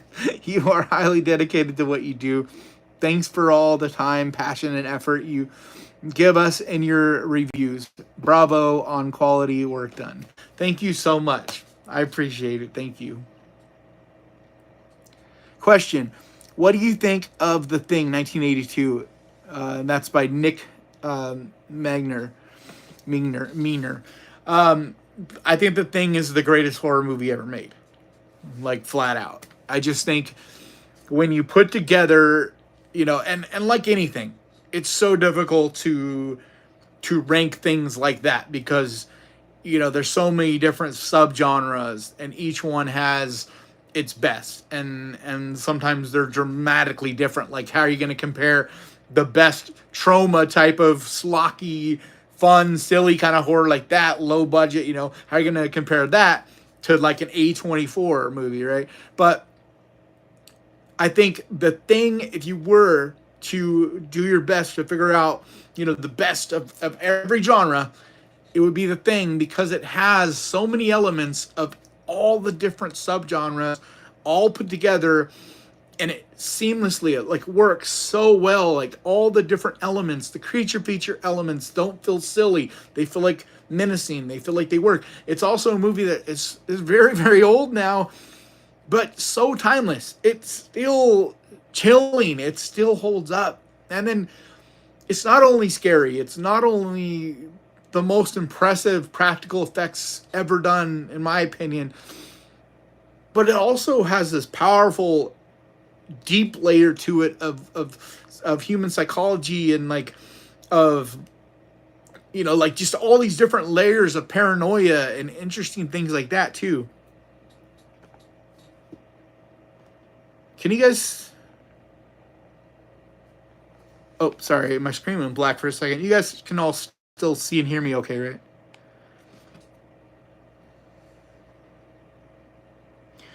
I'm gonna go see the new Spider-Man tonight because I already saw the Boogeyman in theaters last night, and my review will go up tomorrow morning for it. So the only other movie out right now that I haven't seen is the new Spider-Man. So I'm looking forward to watching that while I edit. So because I edit most of the videos on my phone, and then I'll send them to the computer for the audio elements and and a little bit of throwing them back and forth between my devices till I get all the different elements done. But the majority of my editing is done on my phone. It helps with my carpal tunnel because, like, if you look, I can't bend that finger all the way, and like, I have kind of claw hands a little bit. They don't move very well. But by editing with my phone, I can still get stuff done. But yeah, I'm looking forward to the new Spider-Man animated movie. It looks just incredible. It looks gorgeous, and I'm hearing it's the one of the greatest animated movies ever made. So really excited about that. Actually, let's see here. Questions. Okay. Question: what's the first horror movie you saw? And that's by Italian NYC. I talked about this earlier. It was the original. The original Pet Cemetery. I was visiting my aunt, and it was the first time as a young teenager I had left home and was out on my own, took an airplane to get to her house and was staying there for Thanksgiving. And she had a whole bunch of VHS tapes, and Pet Cemetery was one of them. And I forget who suggested it, but they were like, it'll scare you. I was like, nah, I know it won't. And it scared me good, but in a way that I loved. So let's see here.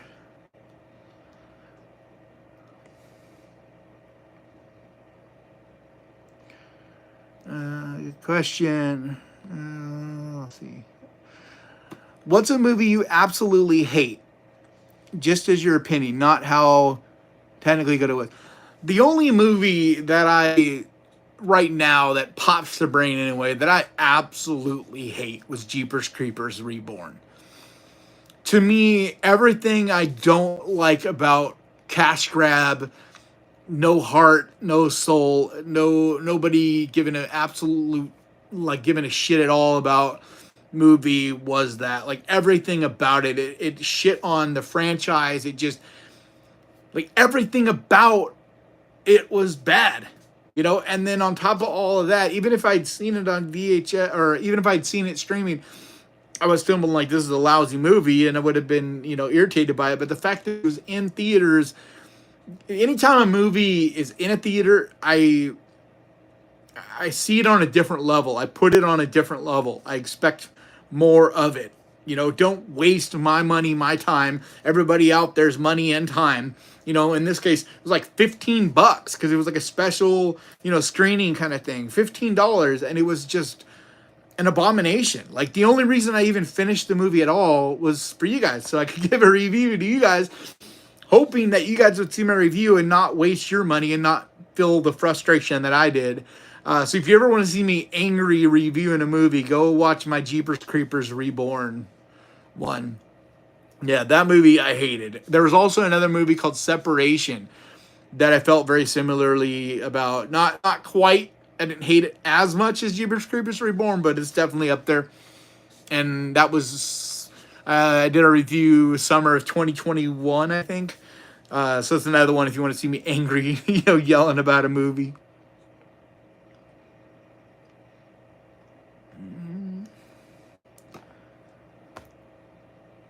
I don't know if I said thank you to T.A. Dearman, but thank you so much for your $10 donation.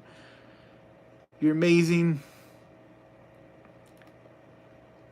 Question. Who is the girl from High Tension? I don't remember her name. Sorry.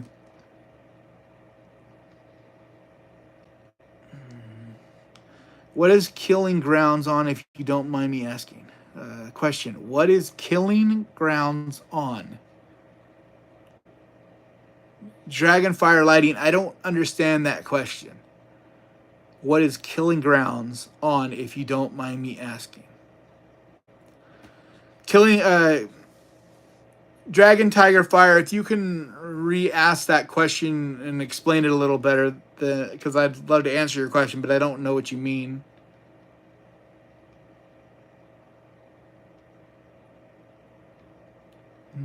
Question. Let's see. Question. Oh, I already read that one.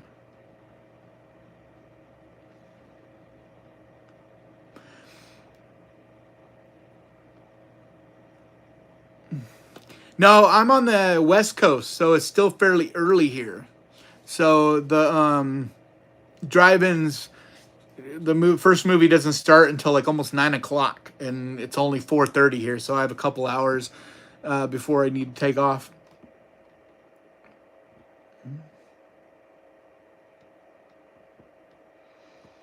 Let's see. The Susurrus Apprentice wrote, "Do you wear glasses, buddy? They may help." Yeah, I have them. They don't help me a ton though, because some of my vision issues are because of diabetes, and so they don't help me a ton. But I have a pair that I wear when I watch movies. But the nearsighted thing, my reading glasses, they don't work for shit, and I need to go see my eye doctor again and try to see if I can get them adjusted and see if I could somehow figure out some reading glasses that help, because like my reading is really difficult. It's frustrating. Do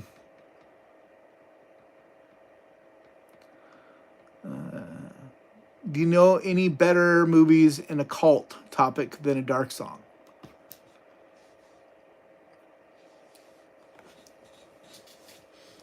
Man, there's a lot of occult movies that are really good, but the problem is like it's hard off the top of my head to think of like ones that you wouldn't already have seen, like like any big occult movies.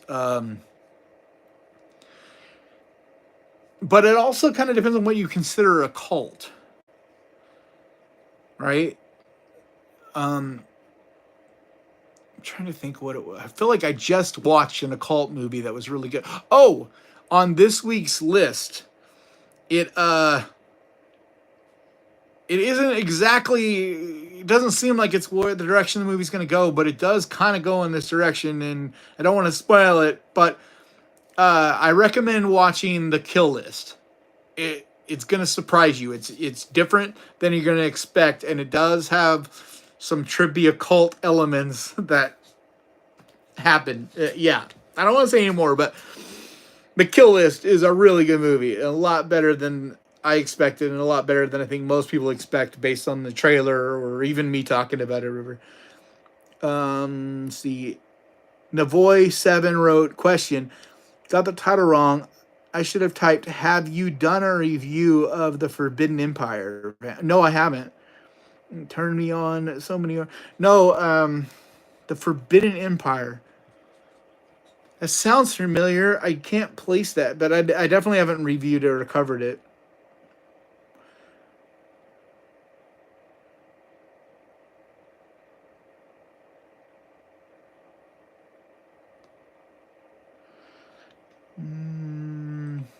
All right, let's see. Question, where did you get that nose ring from? Because you're fabulous. Oh, thank you, Sir Bounty.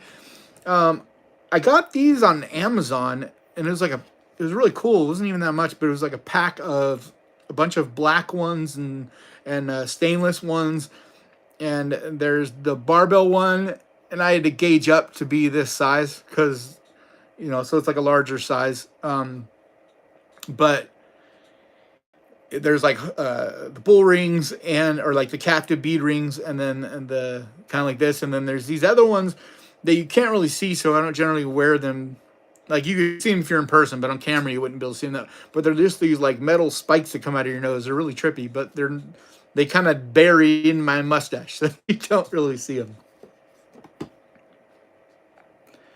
Let's see. Pegacorn13 wrote, "Have you seen Webcast? And do you love a dark song? Love your channel." And yeah, I absolutely love a dark song. I just had it on a Tubi list video, like 2 videos back, or 2 or 3 videos back. Yeah, I think a dark song is breathtaking. Just an amazing movie. But what was the other part of the question? Webcast. I haven't seen that. Webcast. I don't even heard of a movie called Web. Is it a movie? Pegacorn13 is Webcast a movie, or is that a series, or what is that?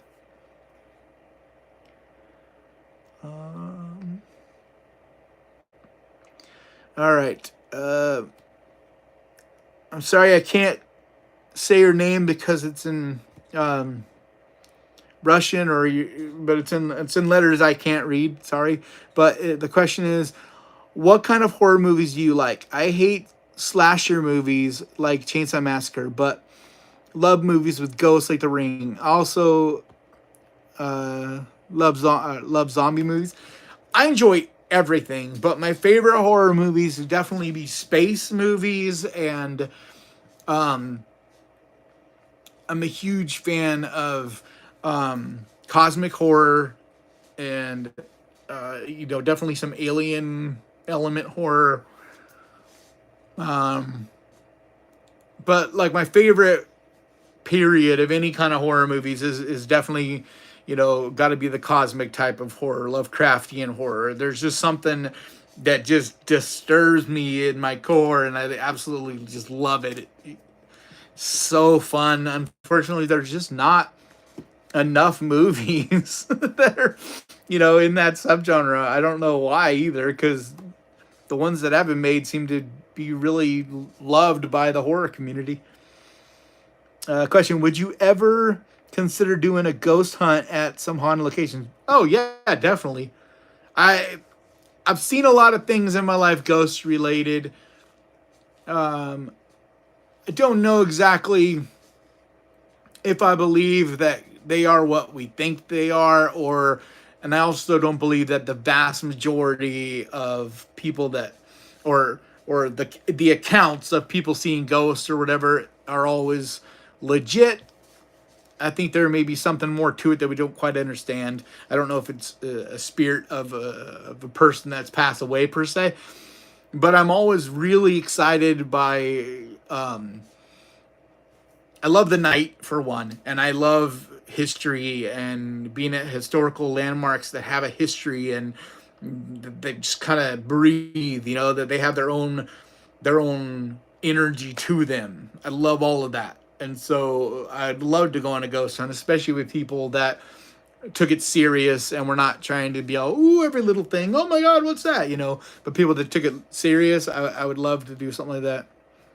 And like I said, one of my main goals right now is to be able to do some travel. And if I can raise enough money and, in the next year or so, and be able to do the videos each week at a different location and show you guys a little bit of the location mixed in with recommending movies like I do every week. And so it'll be kind of a vlog / list. Like that's my goal. Question from Brian Myers. What do you consider to be the best horror franchise? I think it's got to be Evil Dead, at least in my opinion, because every single one of them I consider to be a good movie. And they're all different, but I enjoy all of them for different reasons a lot. And the next up would probably be Scream. Even though, and then I'm not saying that Evil Dead or Scream, I think, have the best movie of any franchise. And, it's not even about that, because I might put Halloween standalone, the original Halloween 78, above those, any top movies in those. I'm not saying that but it's as a whole, you know, because Scream, they're almost all at least, you know, pretty good. Whereas Halloween has got a lot of movies that are like, you know, and then Friday the 13th, same thing. Like, you know, Friday the 13th has some that are really, really good or at least enjoyable. And then it has this amazing icon. But as a whole, there's a lot of misses in that franchise too. You know, Texas Chainsaw Massacre, same thing. Nightmare on Elm Street, same thing. Like there's some really strong movies, but then there's also some pretty weak ones. I don't think any of the Evil Deads are weak. They, you know, maybe you don't enjoy them. It's your, you know, it's up to you. But for me, I really love all of the movies for different reasons. So Evil Dead. Let's see.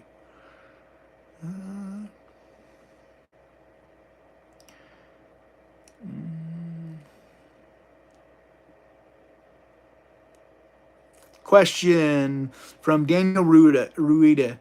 Have you watched Barbarian Sound Studio, and would you recommend it? I don't even know what that is. I've never heard of that. Barbarian Sound System or Sound Studio. Yeah, I have no idea what Barbarian Sound Studio is. So I'll have to look into that. I wonder if it has like maybe a different name or. Question: how many Blu-ray or DVDs do you have? I don't have a ton of Blu-rays and DVDs. I mean, you know, maybe a couple hundred, not a ton. And I used to have more, but I've over the years got rid of everything that wasn't horror, and now I just have like a couple tubs of just my main favorite ones. And now the only thing new I bring in at all is just VHSs.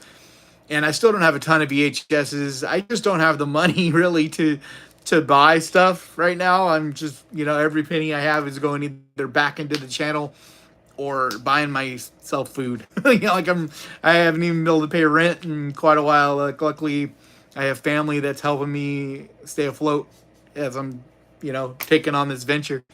And that's why every one of your guys' donations and everything you do, every time you view a video, like it all adds up, and it is amazing. It's making me do what I think I'm supposed to be doing with my life, and I'm really appreciative of it.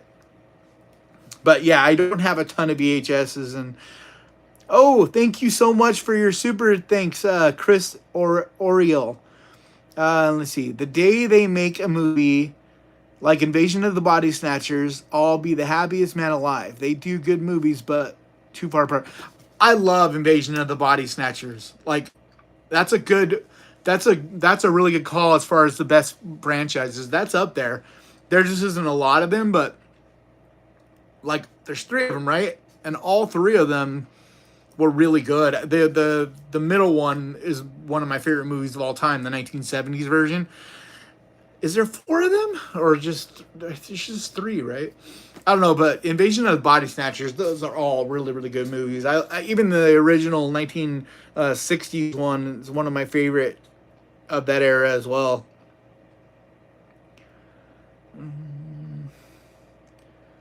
Okay, Synchronicity wrote, "Have you seen Residue from 2017?" I don't think so. It doesn't sound familiar, so I'm pretty sure I haven't seen that.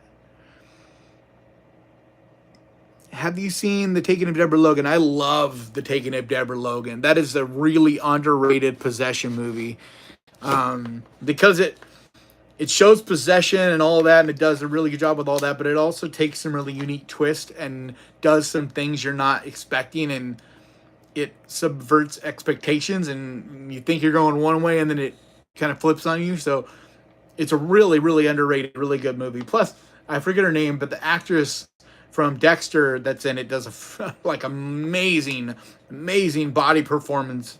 And it's, yeah, really good movie.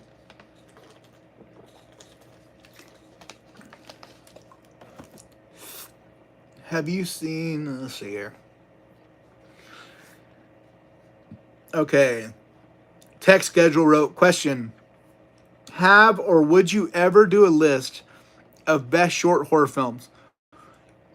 Yes, but it's difficult to do a list like that for short, yeah, for short horror movies, because there is so many of them, and it's hard to even know where to start, because I've seen quite a few, but there's literally thousands of them, because it's a lot easier to produce a really good short horror movie than it is a full on movie. So you have tons and tons of tiny ones that, you know, that a lot of people don't even know about. I mean, but I do enjoy watching. Um,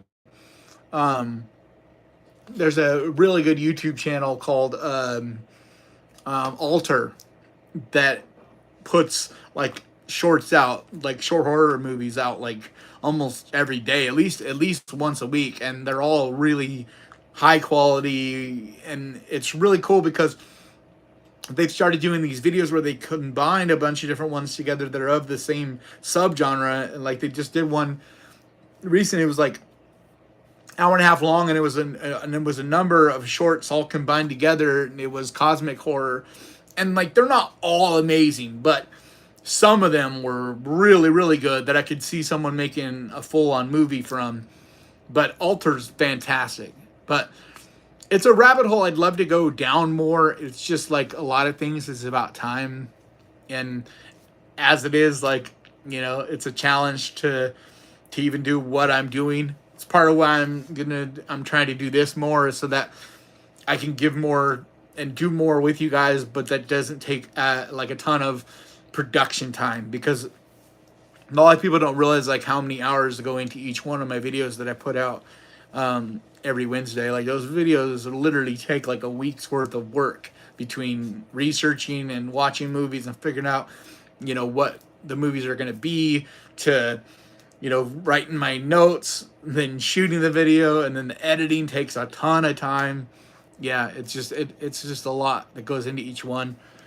But you know, I'm still learning a lot of this too. I mean, I've been doing this a couple of years, but I've only been really seriously doing this for a little over a year, as far as on this level and putting this much time and energy and everything into it. Question: have you kidnapped someone and bring them into your ship? No, I don't need to kidnap anybody. If anybody wants to join my ship, like, they're welcome aboard. Like, anytime or most of the time when someone comments and says that they just subscribed, I always say welcome aboard, because I feel like we're all on this ship together. Like all of you guys, you know, like anyone and everyone is welcome, as long as you keep your bullshit political ideologies and garbage. You know, don't bring that on board. You're not allowed to bring that baggage. You know, leave that luggage at your house. Other than that, anybody and everybody is welcome aboard on this ship.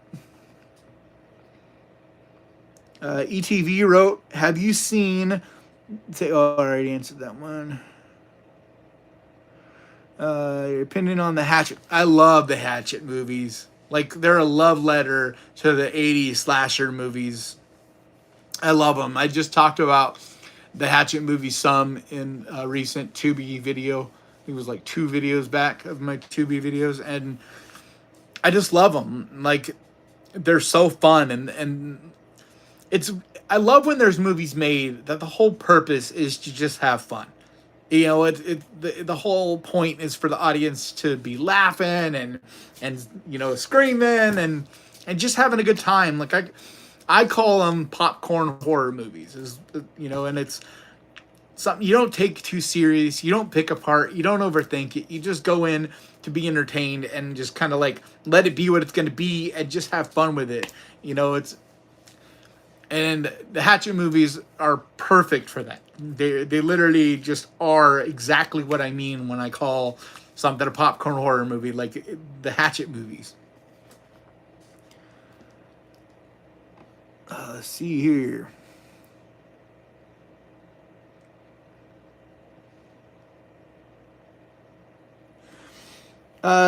Jing wrote, can you talk a little bit about your process for making your transition cuts? I love them.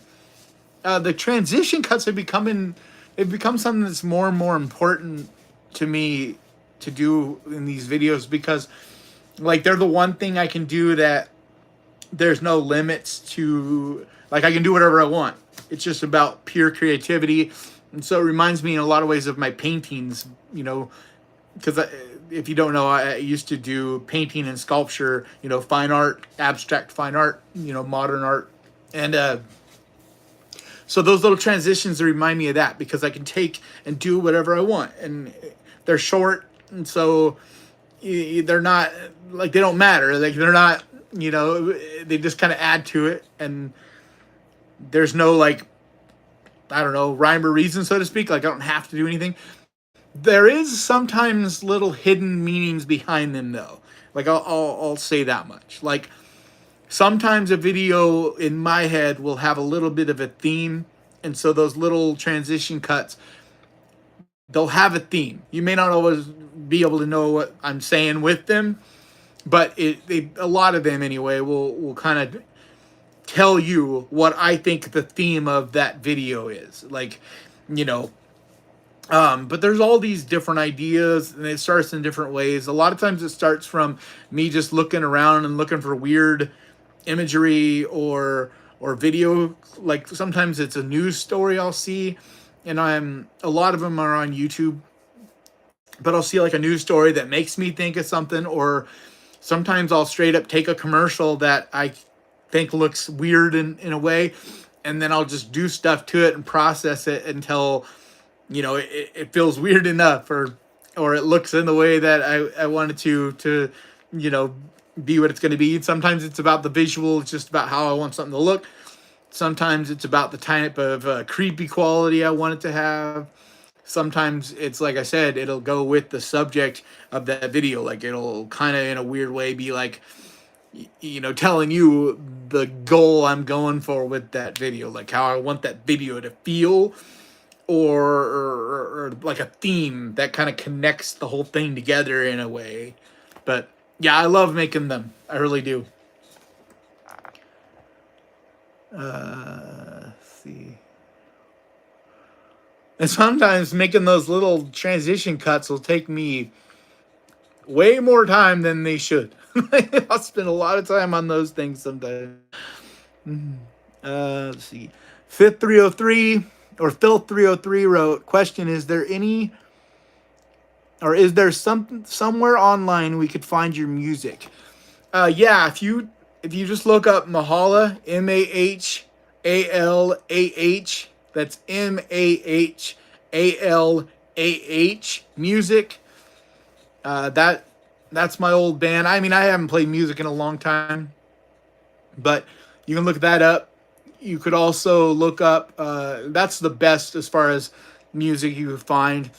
But you could also, if you type in on YouTube, Graven Image Music, or no, if you write Graven Image Hands Around Your Neck. So GRAVENIMAGE,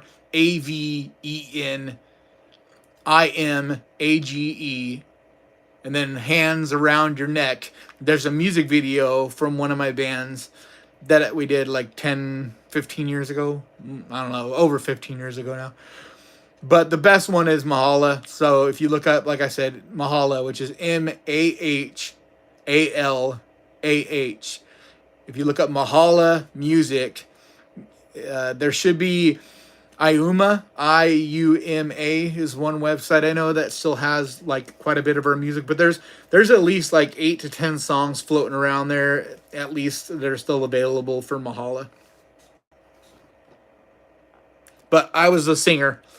For anybody that's not sure, when I'm talking about my music, I used to be a singer in a few different metal bands.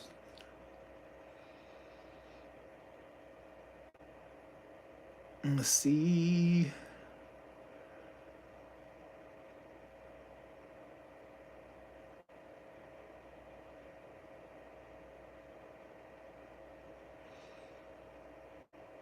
Yeah, you're right. I was thinking of Emily Rose, the Taking of, or the Exorcism of Emily Rose. I love both those movies, but I did get them crossed up in my head. So good call, Gary.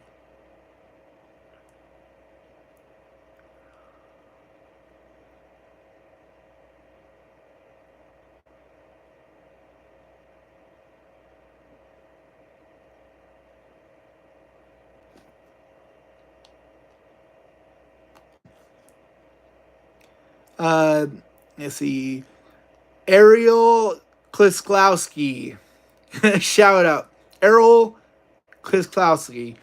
I see. Floorboard Voodoo said, could I give him a shout out? What is up? I don't know what I'm supposed to say besides what's up, but and I guess I'm an inspiration. That's awesome, dude. If I inspire you in any way, that's red.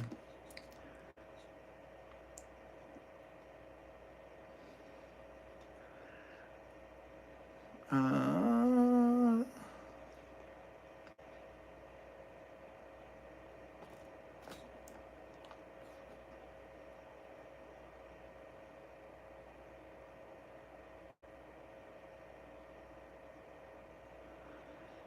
Question: is there a horror movie you refuse to watch, or one you stopped before the end? No, I don't think so. Uh,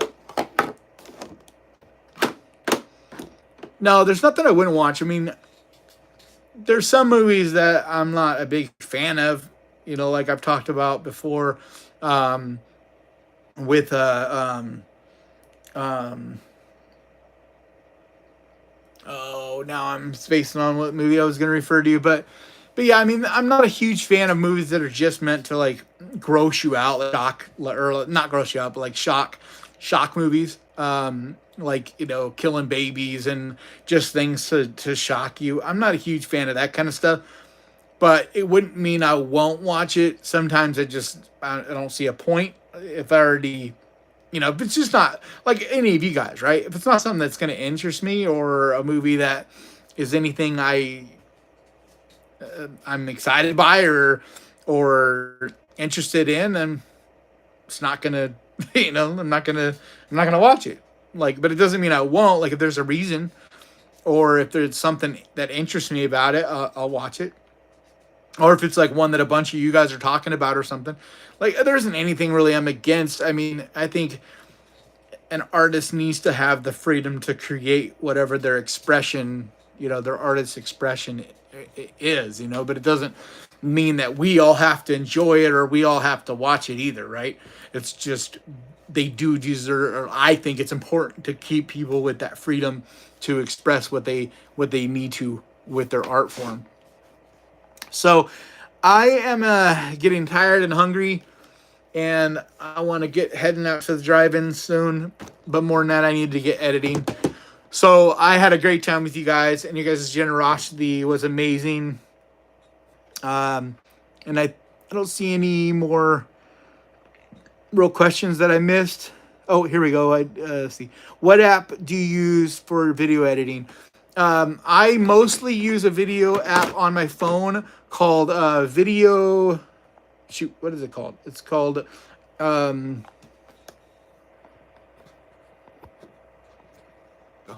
Yeah, it's called Video Shop. And I know there's a version of it on Apple, and there's a version of it on iPhone. I use an iPhone for my editing, and it's not like it's not per se the best editor of all time as far as on the phone, but for free, it's brilliant. And I've tried other ones, and it's the one that, because a lot of them, they might have more technical things they can do. There's some things you have to work around when you're using, you know, a phone editor, of course, but this one runs the smoothest, especially on my iPhone. And that's a big part of it. I need it to not be like chopping up or closing on me or losing progress or whatever. Like, you know, what's the point in doing it on my phone if I'm gonna have to redo it on, you know, a computer or whatever. So yeah, and it works well too if you transfer it from your phone onto a computer again and open it up and be able to do some more editing, you know, on a different software or whatever. So yeah, I like that one. It's not like I'm saying it's not like the best ever, but it's what I use.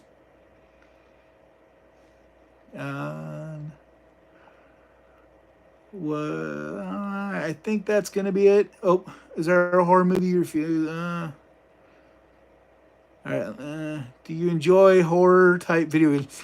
I love horror kind of video games. Unfortunately, I don't really get to play games much time wise, and then also I have an Xbox One that's getting up there in age, but I would like to start playing games more. Mostly though, when I do play video games, it's just Fallout. Like I love Fallout 4 and Fallout 76. And Fallout 76 isn't the greatest game ever. But I love Fallout. And there's, it's easy enough to play, and I like that there's like a community of people you can hang out with and talk to, and it's just a fun game. I would like to do more gaming though, definitely. Thank you so much, Chris Shern, for your $5 donation. All right, and I think that's gonna do it.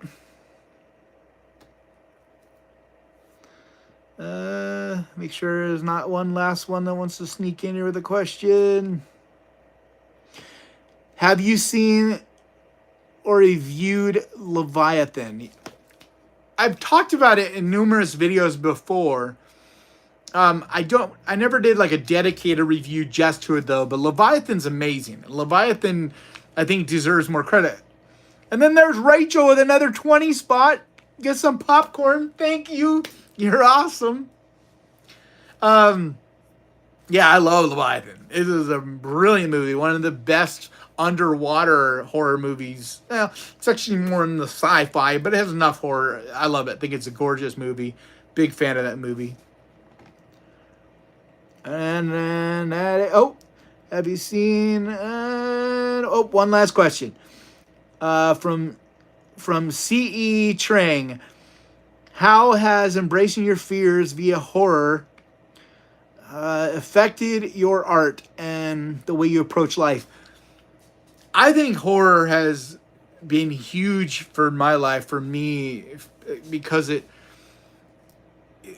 I have in my life at one point been through a lot of shit and been very, very scared, and it's hard to face a lot of things. And I think there's something about getting over the fear of movies that's like a good practice for life. It's like if you can overcome being too scared to watch so-and-so movie, or keep your eyes open when this happens or whatever, it's like it's cathartic, and it helps you to be able to handle a day when you're feeling like you can barely breathe because you're so stressed out about money, or a relationship that is driving you apart, or whatever. And whatever stress, or whatever fears, whatever anxiety, whatever things you're dealing with in your life, horror movies seem to just be huge for your soul. I think if you approach them in the right way and see them in the right way, they could be so powerful,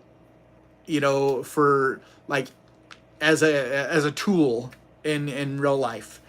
I think a lot of people just don't understand that about horror movies. They just kind of think of them as a negative thing and don't really see it, like don't see the big picture of it. So, but thank you so much, Brett Walker. But that is gonna do it for you I'm tired. All right, that's gonna do it for me today, guys. Thank you so much for hanging out with me. And if you've missed any of this, don't worry. I'm gonna make it public on the channel, so you can scroll back and watch. I feel like I answered a lot of pressing questions, but you're welcome to leave them in comments as well, and I'll try to get you as many as I can that way as well. And then I'm going to try to do this every Friday around the same time. If it doesn't happen on a Friday, that means it's probably rolling over into Saturday. Yeah, but that's it. So thank you guys, and have a good day, and I'll see you guys next time.